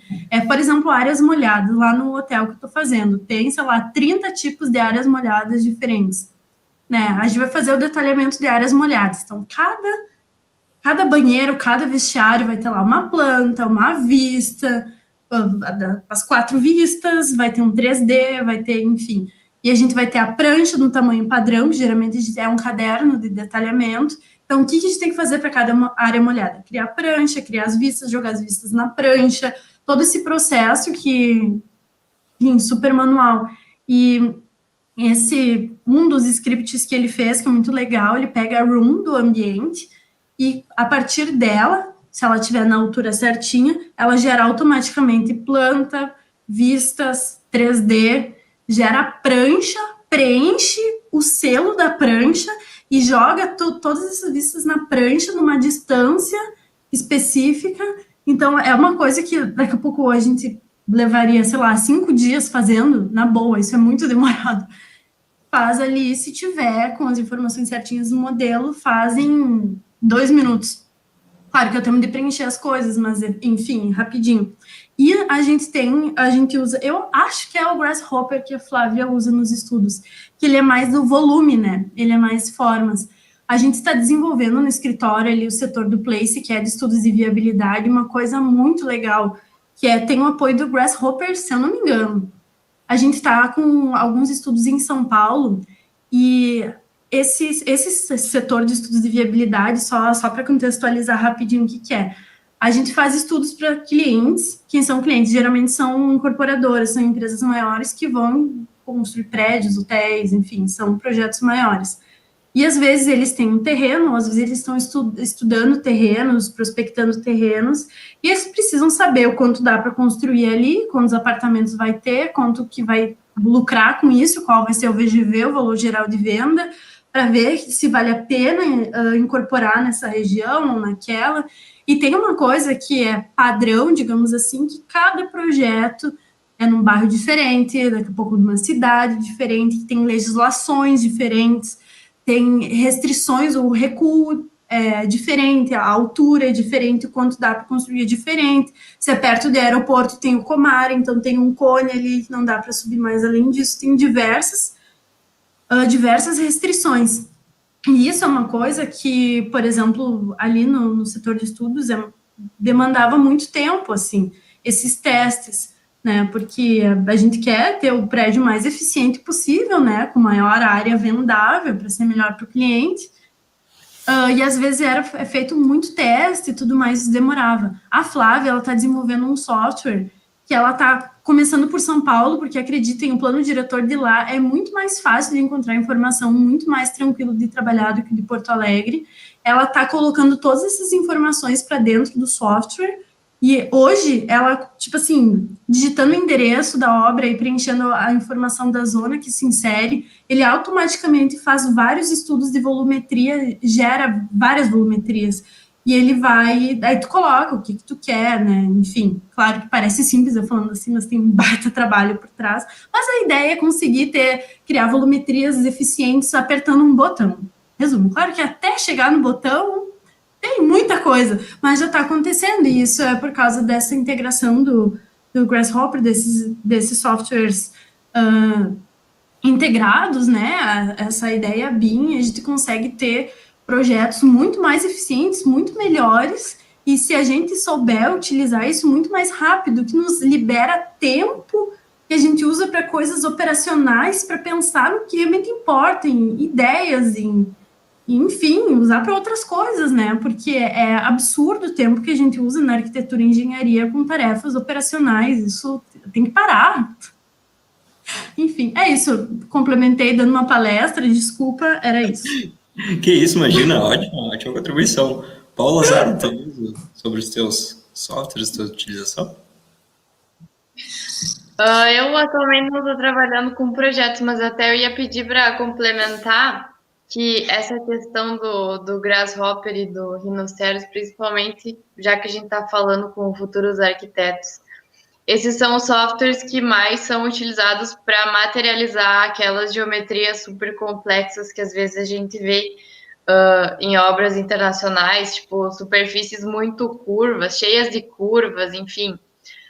O Grasshopper, utilizando rotinas de programação, permite decompor essas geometrias complexas, que pode ser uma fachada, uma cobertura, em peças menores que podem ser fabricadas em máquinas CNC, por exemplo. Então, o Rhinoceros com o Grasshopper é muito utilizado nisso que eu comentei antes, que é o uso que é do modelo para fabricação, e depois vai para o campo e só monta. Principalmente no caso dessas geometrias super complexas que tu não tem como construir em loco, né? É muito difícil. Então, esses softwares são bem utilizados para isso. E outra coisa que apareceu muito lá nos meus resultados da minha pesquisa é que, como eu falei, a gente está ampliando cada vez mais o leque de softwares. Por isso que está dificultando integrar todos. Mas as pessoas com quem eu conversei ali de outros países falaram que eles também usam softwares como o Maya, por exemplo, que é um software feito para ilustração de jogos, para fazer a parte do design das edificações. Então, cada vez a gente vai ver mais softwares diferentes sendo usados na nossa área. E acho que principalmente nessa parte do design arquitetônico vai agregar cada vez mais coisas, porque aí tem relação com o escopo criativo, né? Então, para os futuros arquitetos Perfeito, já saberem obrigado. disso. Pablo e Paulo Saraiva, por favor. Só para complementar aquilo ali que a Paola Zardo comentou, vi que tem uns alunos de Passo Fundo ali, que recentemente fizeram um estudo sobre as obras da arquiteta Zaha Hadid, que é uma falecida arquiteta muito famosa, né, pelas geometrias complexas. Então, isso é um exemplo que a gente não consegue chegar numa forma, numa geometria dessas, trabalhando com o método tradicional, né? Então, é bacana que a gente explore nesse sentido, justamente para conseguir desenvolver projetos talvez mais ousados nesse sentido. Mas, respondendo a pergunta, eu desenvolvo praticamente só projeto arquitetônico, então eu uso o Revit. Perfeito. Nossa. E eu trabalho com projetos de estruturas, né? Então, eu utilizo o software Eberic para cálculo de estrutura de concreto e utilizo o CIP 3D para a parte de aço e detalhamento. Daí, o interessante de ser para detalhamento de asa, a gente usa o Tecla, daí, e eles conversam muito bem, né, nesse sentido. E o nosso escritório é um escritório de cálculo de estruturas, mas surgiu uma demanda muito recente, né, que é o de algumas construtoras, elas querem que a gente entregue o projeto estrutural das edificações maiores, compatibilizado com o Hydro. Então, daí, o Hydro a gente tem utilizado o Revit daí para fazer, né? Mas lembrando que tem vários softwares que fazem isso, né? Porque eu vi o pessoal até, eu estava lendo um comentário aqui enquanto estava o pessoal falando, então bora focar no Revit, né? Que todo mundo falou que trabalha em Revit aqui. Mas, gente, tem vários, né? O Revit se populariza muito, eu acredito, até pela versão de estudante que ele tem, que possibilita que você vá se familiarizando. Eu acredito que é isso que faz ele se popularizar tanto, mas... A própria AutoQI tem vários softwares de projeto de instalação, por exemplo, que trabalham com o próprio Eberic, ao invés do Revit, mas o Revit e o Eberic trabalham muito bem também, na parte de compatibilização, por exemplo, né? Mas softwares são esses. Perfeito. Propriamente o KeyBuilder também conversa muito bem com o próprio KeyBuilder conversa muito bem. Vamos para uma pergunta de um aluno sobre o ArchiCAD. Qual a comparação entre ele e o Revit? Qual mais indicado para começar a entender a metodologia BIM? Quem se candidata para responder tal questão? Claro, por favor, Manuela. Eu vou responder, porque essa é uma pergunta clássica. É muito boa essa pergunta. Bom, eu já tive experiência com os dois, tá? Já tive experiência com o ArchiCAD e com o Revit. De maneira geral, tá? Eu acho que não existe dizer qual que é o melhor, assim. Os dois softwares são muito bons, você pode fazer coisas incríveis com todos eles. Mas, na minha experiência pessoal, eu diria que o ArchiCAD, como ele é um software mais focado para arquitetura, né? Eles falam de feito por arquitetos, para arquitetos, ele é muito mais amigável, ele é muito mais fácil de tu começar a mexer nele, começar a entender essa coisa BIM. Então, é muito comum lá no escritório, assim, das pessoas que eu vejo que começam pelo ArchiCAD, porque ele realmente ele é mais fácil, ele é mais amigável, assim, para aprender, sabe?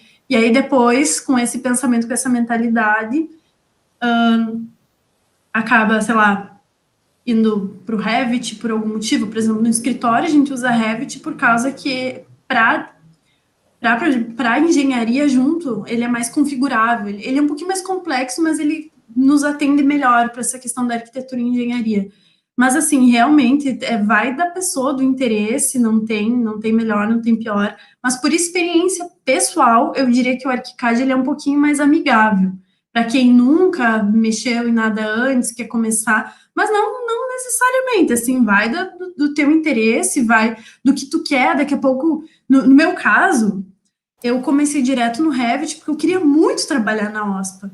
Eu fiz um estágio, um estágio temporário, quando eu era estudante, e eu queria muito trabalhar lá depois de formada. E foi o que aconteceu. Eu sabia que eles trabalhavam em Revit lá, e como eu estava muito determinada a tentar trabalhar na OSPA, que é onde eu trabalho hoje, eu já fui direto aprendendo Revit.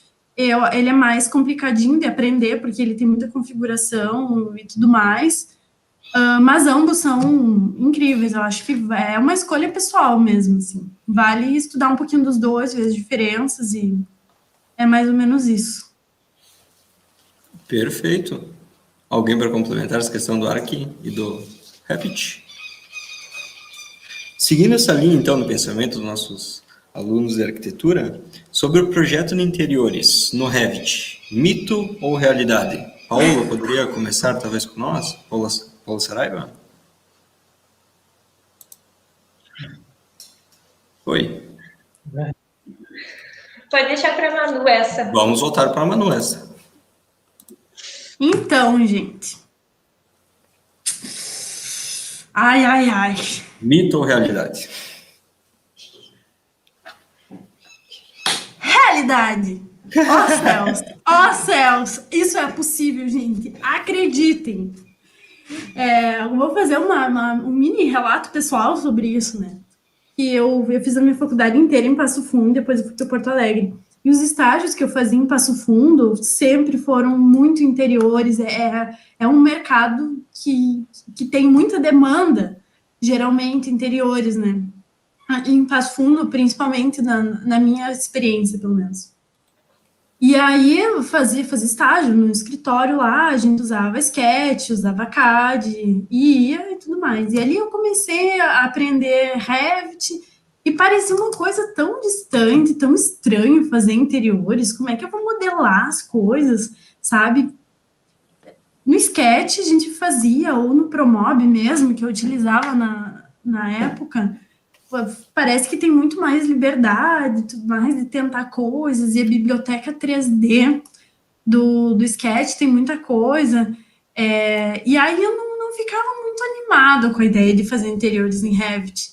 Mas o que aconteceu? Eu me obriguei a aprender, né? Porque eu fui para Porto Alegre, para OSP, e lá tudo é feito em Revit, interiores inclusive. Né? Tudo que a gente conseguiu unificar em uma única plataforma, melhor.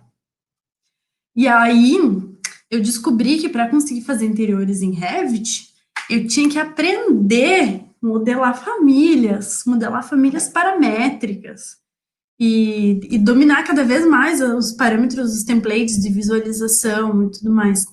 Isso foi ótimo, eu acho que todo mundo deveria tentar fazer um projeto de interiores, aprender como é que se cria uma família, até porque daqui a pouco tu tem, sei lá, uma família de porta que tu baixou em algum lugar, e tu quer tentar fazer alguma coisa com ela e não tá conseguindo. Tu conseguir entrar dentro da família e entender como esses parâmetros foram criados e ocasionalmente melhorar para o que tu precisa e tudo mais. Eu diria que sim, é um pouco mais demorado, porque tem essa questão da modelagem, que eu ainda acho que a modelagem de família ela não é tão legal, talvez, de mexer que nem no Sketch ou no Promob, mas ela é possível a gente fazer qualquer tipo qualquer coisa dentro do Revit. Se tem alguma coisa que tu acha que é impossível, é provavelmente que tu não entendeu como é que faz, porque a gente não tem ideia da capacidade do software, eu mesma não tenho, então é possível sim, a gente já trabalha há anos no escritório com projetos em Revit, e é muito incrível, porque a gente, de novo, extrai muita informação, tem quantitativos muito precisos, a gente consegue gerar milhões de vistas 3D, então é possível sim, tá? Então, fica a dica, se desafiem. Perfeito. Aproveitando a mesma linha de raciocínio, quanto a tempo, poderíamos fazer um comparativo de tempo do Revit em relação ao CAD? Tempo de projeto, digamos, do início, do escopo inicial ao projeto final. Só um comentário, Juliano, talvez tu... Opa! Não. Juliano, talvez tu gostaria de... Isso é. Pessoal, foi um prazer estar aqui de noite, mas eu vou ter que me despedir um pouquinho mais cedo, que eu tenho aula daqui a pouco. Eu combinei com os alunos esse horário, tá? Mas a conversa foi muito boa. Parabéns a todos aí que puderam participar. Eu acho que deu para trocar bastante ideias. E até um próximo momento aí, quem quiser manter contato, estamos sempre abertos aí para novas ideias relacionadas a essa área aí do BIM. Vamos continuar conversando, né? Um abraço para todo mundo. Até mais. Valeu. Perfeito, Juliano. Muito obrigado pela presença. Até mais. Boa noite. Boa noite. Pessoal, vamos retomar só essa questão. Alguém gostaria de fazer algum comentário a mais sobre essa questão do tempo de projeto, digamos, em relação à comparação com o CAD e com o Revit, ou talvez outra metodologia, o ArchiCAD, ou semelhante? Posso comentar. Depois da Paula. Perfeito. Então vamos para a Paula Saraites. Obrigado, Paula. Eu diria que, pelo nível de projeto que a gente consegue chegar com o Revit, de detalhes, até pela questão das famílias que a Manu estava citando antes, tem muita família pronta já, com um nível de detalhe muito bom, e pela facilidade da gente extrair quantitativos, etc., o Revit, que é o software que eu uso, torna o processo mais rápido, sim. Mas é óbvio que isso é depois de um tempo, né, de uso da ferramenta, quando você já está habituado a desenvolver o projeto ali dentro. Olhando o processo completo, eu vejo como um processo mais ágil. mas é óbvio que a gente tem que estar já também com um template bem maduro, né, personalizado para o nosso tipo de trabalho, que vai nos agilizando, né, para a gente não ter que ficar criando coisas a cada novo projeto. Pode falar, Manu. Eu acho que realmente a experiência da pessoa, o domínio do software pode fazer, com certeza, fazer um projeto muito mais ágil, ok. Mas, na minha experiência pessoal, eu me sinto um pouquinho iludida. Porque, assim, quando eu comecei lá no Revit, a promessa era que era 30% do tempo e tudo mais. E eu pensei, meu Deus, essa é a solução para todos os meus problemas. Aí eu fui bem feliz no escritório de arquitetura da vida real, onde a gente faz detalhamentos e quantitativos e detalhes de impermeabilização, que é só o que eu tenho pensado ultimamente. Eu percebi que não é essa fórmula mágica, assim, tem que tomar um pouco cuidado quando diz que é mais rápido. Eu acho que sim, ele pode ser mais ágil, mas não é tão milagroso assim, porque o processo de colocar a informação para dentro do modelo, de pesquisar, pensem que ali toda a informação, tudo que tu precisa saber para executar a obra tem que estar dentro do modelo, né? Então, não é só fazer, sei lá, faz um corte, faz um monte de detalhe, aí tu realmente tem que modelar a coisa de verdade, assim, e entender, né? Então, eu, por exemplo, no projeto que eu estou fazendo agora, eu estou aprendendo, e tem muita coisa que eu tenho que refazer porque é de uma forma diferente, ou o cliente mudou uma coisa ali, e aí tu muda. Claro que tem as vantagens de que toda a documentação se atualiza automático. Isso é incrível. Nossa, amém, obrigada por isso. Mas, como um todo, assim, eu acho que o processo do desenvolvimento do projeto, que é definir tudo, modelar tudo, colocar todas as informações, criar as tabelas, conferir, ele é um pouquinho mais demorado, mas depois eu estou entrando na etapa de executivo. Eu espero que depois que a modelagem tiver 100%, isso seja mais fluido, mas a ideia é que tanto tudo modelado, depois tu gera um monte de documentação, quantas precisarem, quantos 3Ds precisarem, então o volume que tu tem, ele é muito maior. Daqui a pouco o tempo de projeto, eu diria que pode ser igual ou um pouco menos, ou dependendo, a pessoa um pouco mais, eu acho que tem vários fatores, mas o volume de material que tu entrega, isso com certeza ele pode ser muito maior do que geralmente feito em CAD, pela facilidade, né? Então, enfim, é mais ou menos assim esse o feedback que eu tenho. Perfeito, vamos para Paola Saraiva. Na verdade, eu lembrei de um tema relacionado a isso, que eu escuto muito em sala de aula com alunos de projeto, né? Sobre, a Manu comentou ali, o modelo se atualiza, né?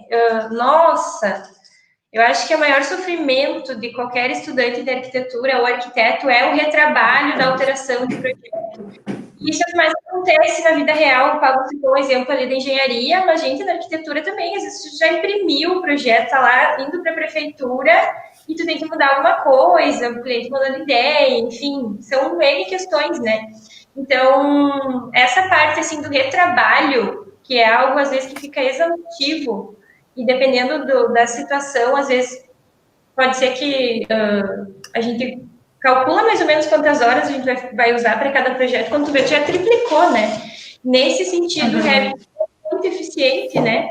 Justamente pelo aquilo ali que a Manu citou, né? Eu faço uma alteração e lá no meu corte vai ajustar, na minha fachada vai ajustar, então não tem todo esse retrabalho de desenho, né? Que o método tradicional... Exato. O tempo que tu teria com retrabalho, olhando cada planta, cada corte, cada fachada, tu utiliza para outras coisas que são muito mais úteis.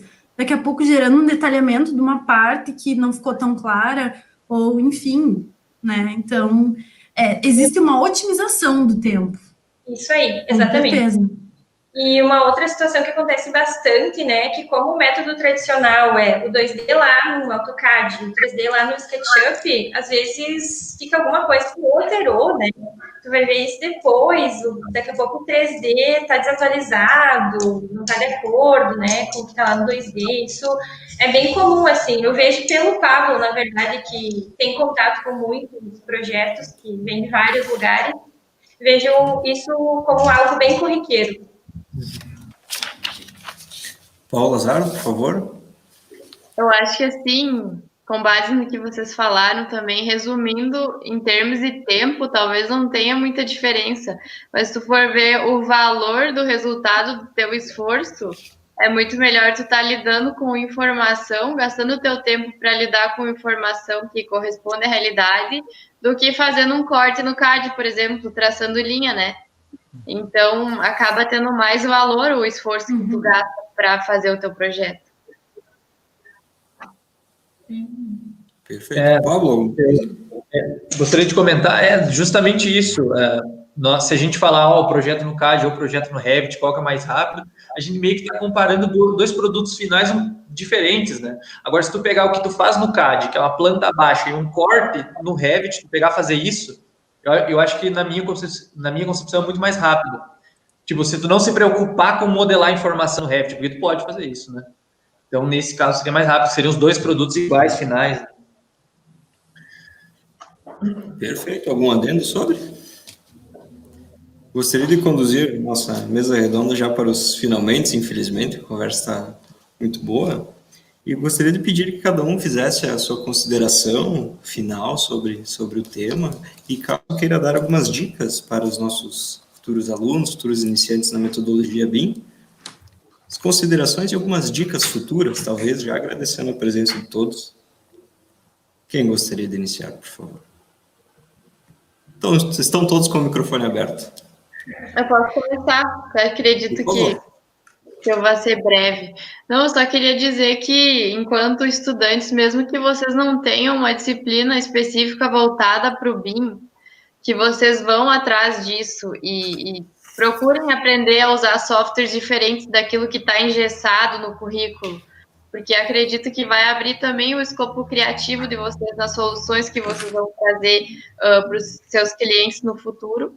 E também uma coisa que eu acho que a gente tem que sempre lembrar, que eu acho que eu falei várias vezes, mas que não pensem, como a Manuela também falou, que o programa vai resolver teus problemas.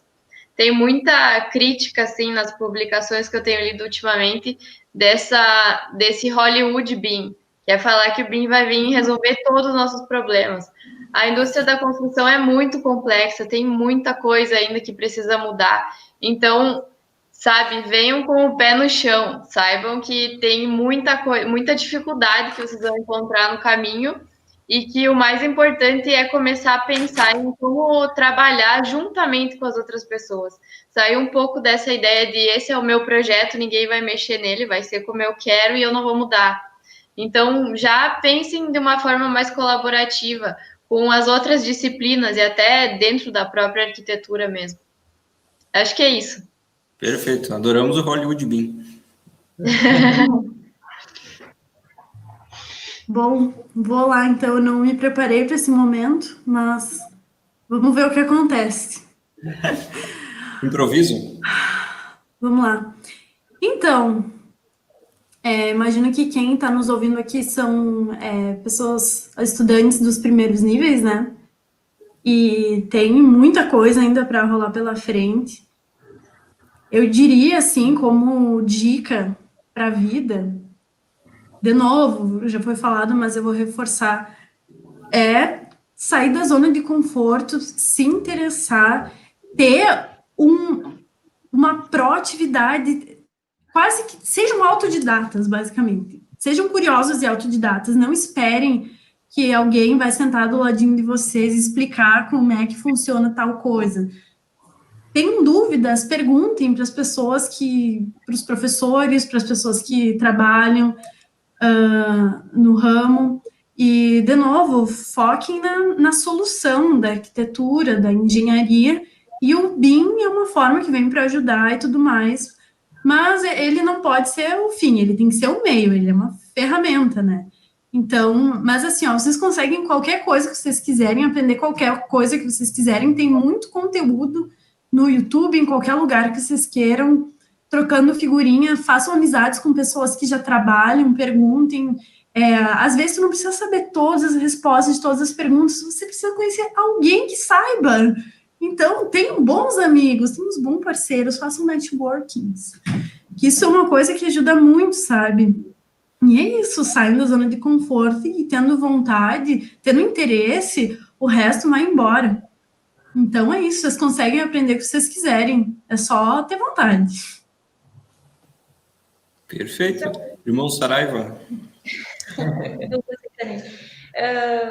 Sem querer ser repetitiva, mas eu sempre falo isso para os alunos ali da graduação, que de forma nenhuma a gente pode esperar que exista uma disciplina dentro do curso que vai nos ensinar cada coisa importante que a gente precisa saber para a vida real, para atuar no mercado de trabalho. A gente vai aprender o básico para sobreviver e eu diria que a fonte do sucesso, né, é a gente correr atrás. Né, tem que partir da gente, isso que a Paola e que a Manu falaram, a gente tem que buscar, ir atrás, e com certeza um diferencial, alguém falou ali no meio da conversa, né, que tem fé nas futuras gerações de arquitetos, de engenheiros que vão vir aí, para transformar, né, o poder de transformar isso, que a gente sabe que é bem problemático, né, que a gente conversou ontem e hoje, na mão do profissional que vai chegar no mercado de trabalho e vai ter a oportunidade de fazer diferente do que aquilo que está sendo feito há muito tempo e errando sempre nas mesmas coisas. Essa é a minha contribuição. Força na peruca! Da minha parte, falando aí para o pessoal, né, que está querendo iniciar, que tem que ter paciência, é tudo um processo. Principalmente quem está na graduação, pessoal, tem bastante paciência, tem muito ainda o que aprender, né? Nós aqui estamos sempre aprendendo também. Eu lembro da minha época de graduação. Então, tem que ir devagar. Começa mexendo numa ferramenta, né? Dá até os primeiros passos, começa tentando entender o que é aquilo, porque aquilo é a vida real, né? Tudo tem que fazer sentido na construção civil, porque é a vida real. Busquem bastante conhecimento no YouTube, tem muito material grátis, né? Muito bom. Também, se quiserem fazer um curso aí com a gente, brincadeira, serão muito bem-vindos, né? Mas no mais é isso, pessoal, tem que ter paciência, tá? Porque olhando a gente falar aqui muita coisa, pode parecer ser algo muito grande, né? Que realmente é, mas hoje nem é tão explorado ainda, talvez na sua região, ainda então você não precisa saber tudo isso, você tem que ir caminhando conforme as coisas forem indo, né? Então, eu fico um pouco preocupado, às vezes, da pessoa achar que é muita coisa e dizer, não, isso aqui não é para mim, é muito difícil. Mas não, devagarzinho, tá? Não precisa saber tudo, você vai conseguir. O mercado, ele vai se adaptar a isso, né? O BIM, ele veio hoje é um diferencial, eu costumo falar, pessoal, hoje aqui na nossa região, né? É um diferencial, mas daqui uns dias não vai nenhum. Vai ser, tipo... É uma oportunidade agora de se destacar, de estar na frente. É isso mesmo. Porque além dessa visão do Revit, da arquitetura, a gente também tem que desenvolver a visão do mercado, né? Para a gente começar a se ligar, porque a pessoa vai se formar, a pessoa vai ter que ter uma renda, daqui a pouco vai ter que abrir um escritório, ou não, vai ter que ter esse viés mais empreendedor, ampliar a mente para as outras possibilidades e ter essa expertise de mercado, né? E com essa expertise de mercado, faz todo sentido estudar tecnologias novas, né? Não falo só do BIM, no geral, né? Então, esse pensamento, assim, é muito importante. Eu acho que, tendo isso, esse pensamento a faculdade toda, assim, começando dentro da faculdade, os primeiros semestres, é bom. Façam isso, levem a sério. Pessoal, vocês, arquitetos, desculpa, vocês, arquitetos, engenheiros, vocês todos têm que ser empreendedores, né? Hoje em dia, até as empresas, elas estão querendo contratar pessoas empreendedoras da sua própria imagem de si mesma. Eu estou vendo empresas querendo contratar hoje estagiários de engenharia e de arquitetura e eles pedem para encaminhar um portfólio de coisas que você vai desenvolvendo. Isso é uma coisa que eu não tenho.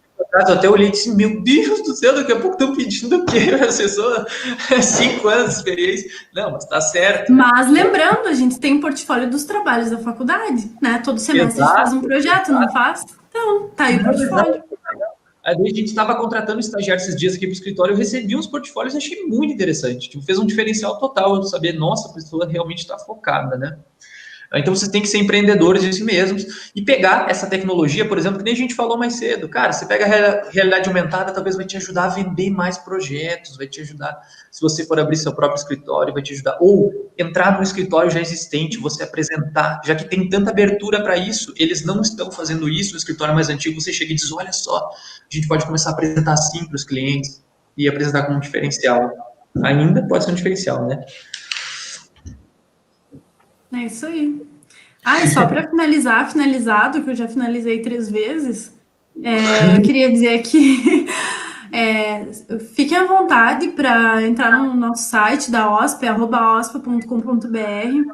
A gente está divulgando um monte de projetos, a gente é muito receptivo para se vocês tiverem alguma dúvida. Direto, a gente tem contato de estudantes querendo saber mais sobre algum projeto. No próprio site tem todo o material de plantas, cortes fachadas, vocês podem utilizar como um estudo de caso. E entrar em contato com nós, a gente gosta muito de ajudar e ter esse contato mais próximo com os estudantes, assim, a gente está sempre próximo das universidades, que é uma coisa que a gente gosta e acho que todo mundo tem a ganhar, então fiquem à vontade para, enfim, nos conhecer melhor também. Estamos Show de bola. a isso. Eu aproveito o gancho já, digo pessoal também, sigam nós lá nas redes sociais, vocês vão ver que a gente posta de obra lá, para você começar a entender mais sobre obra, mais sobre contabilização. @proengcursos. Olha, eu sigo lá já. vou ver se eu sigo. Vou seguir. Muito obrigado a todos, então. Agradecemos a atenção e participação de todos, bem como a disponibilidade dos membros da mesa em estarem aqui remotamente compartilhando seus conhecimentos. Obrigado, pessoal, pela sua disponibilidade. Faremos agora a parte esperada pelos alunos, estão prendendo sua atenção aqui, o sorteio do curso de Revit pela ProEng Cursos, apoiadora deste evento. Vocês podem ver no logo lá atrás. Vamos fazer um suspense.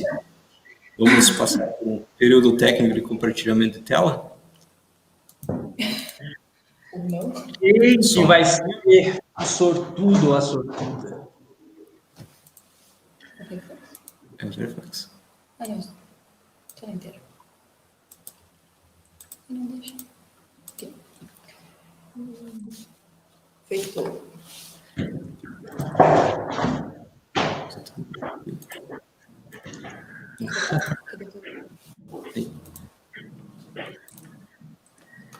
Primeiramente, nós temos o número de 1 a 29 de todos os participantes, justamente com seus respectivos códigos, todos aqui para informar vocês.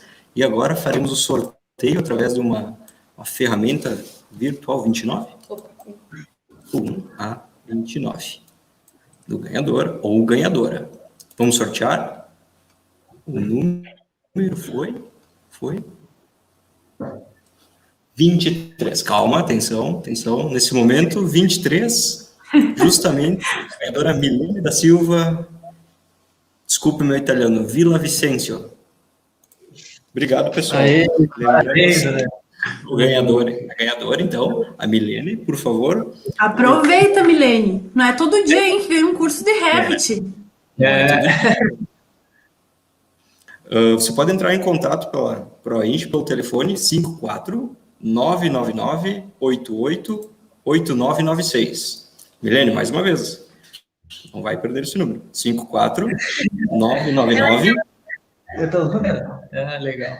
Aí o teu? 54-999-88-8996. Vamos dar um último lembrete a todos que o link para a impressão do certificado está na descrição do vídeo e os certificados estarão disponíveis a partir de terça, dia 8 de setembro, às 18 horas, após o nosso feriadão.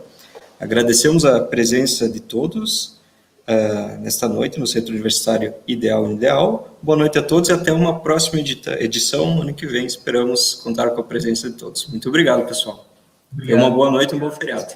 Tchau, obrigada. Valeu, gente. Valeu.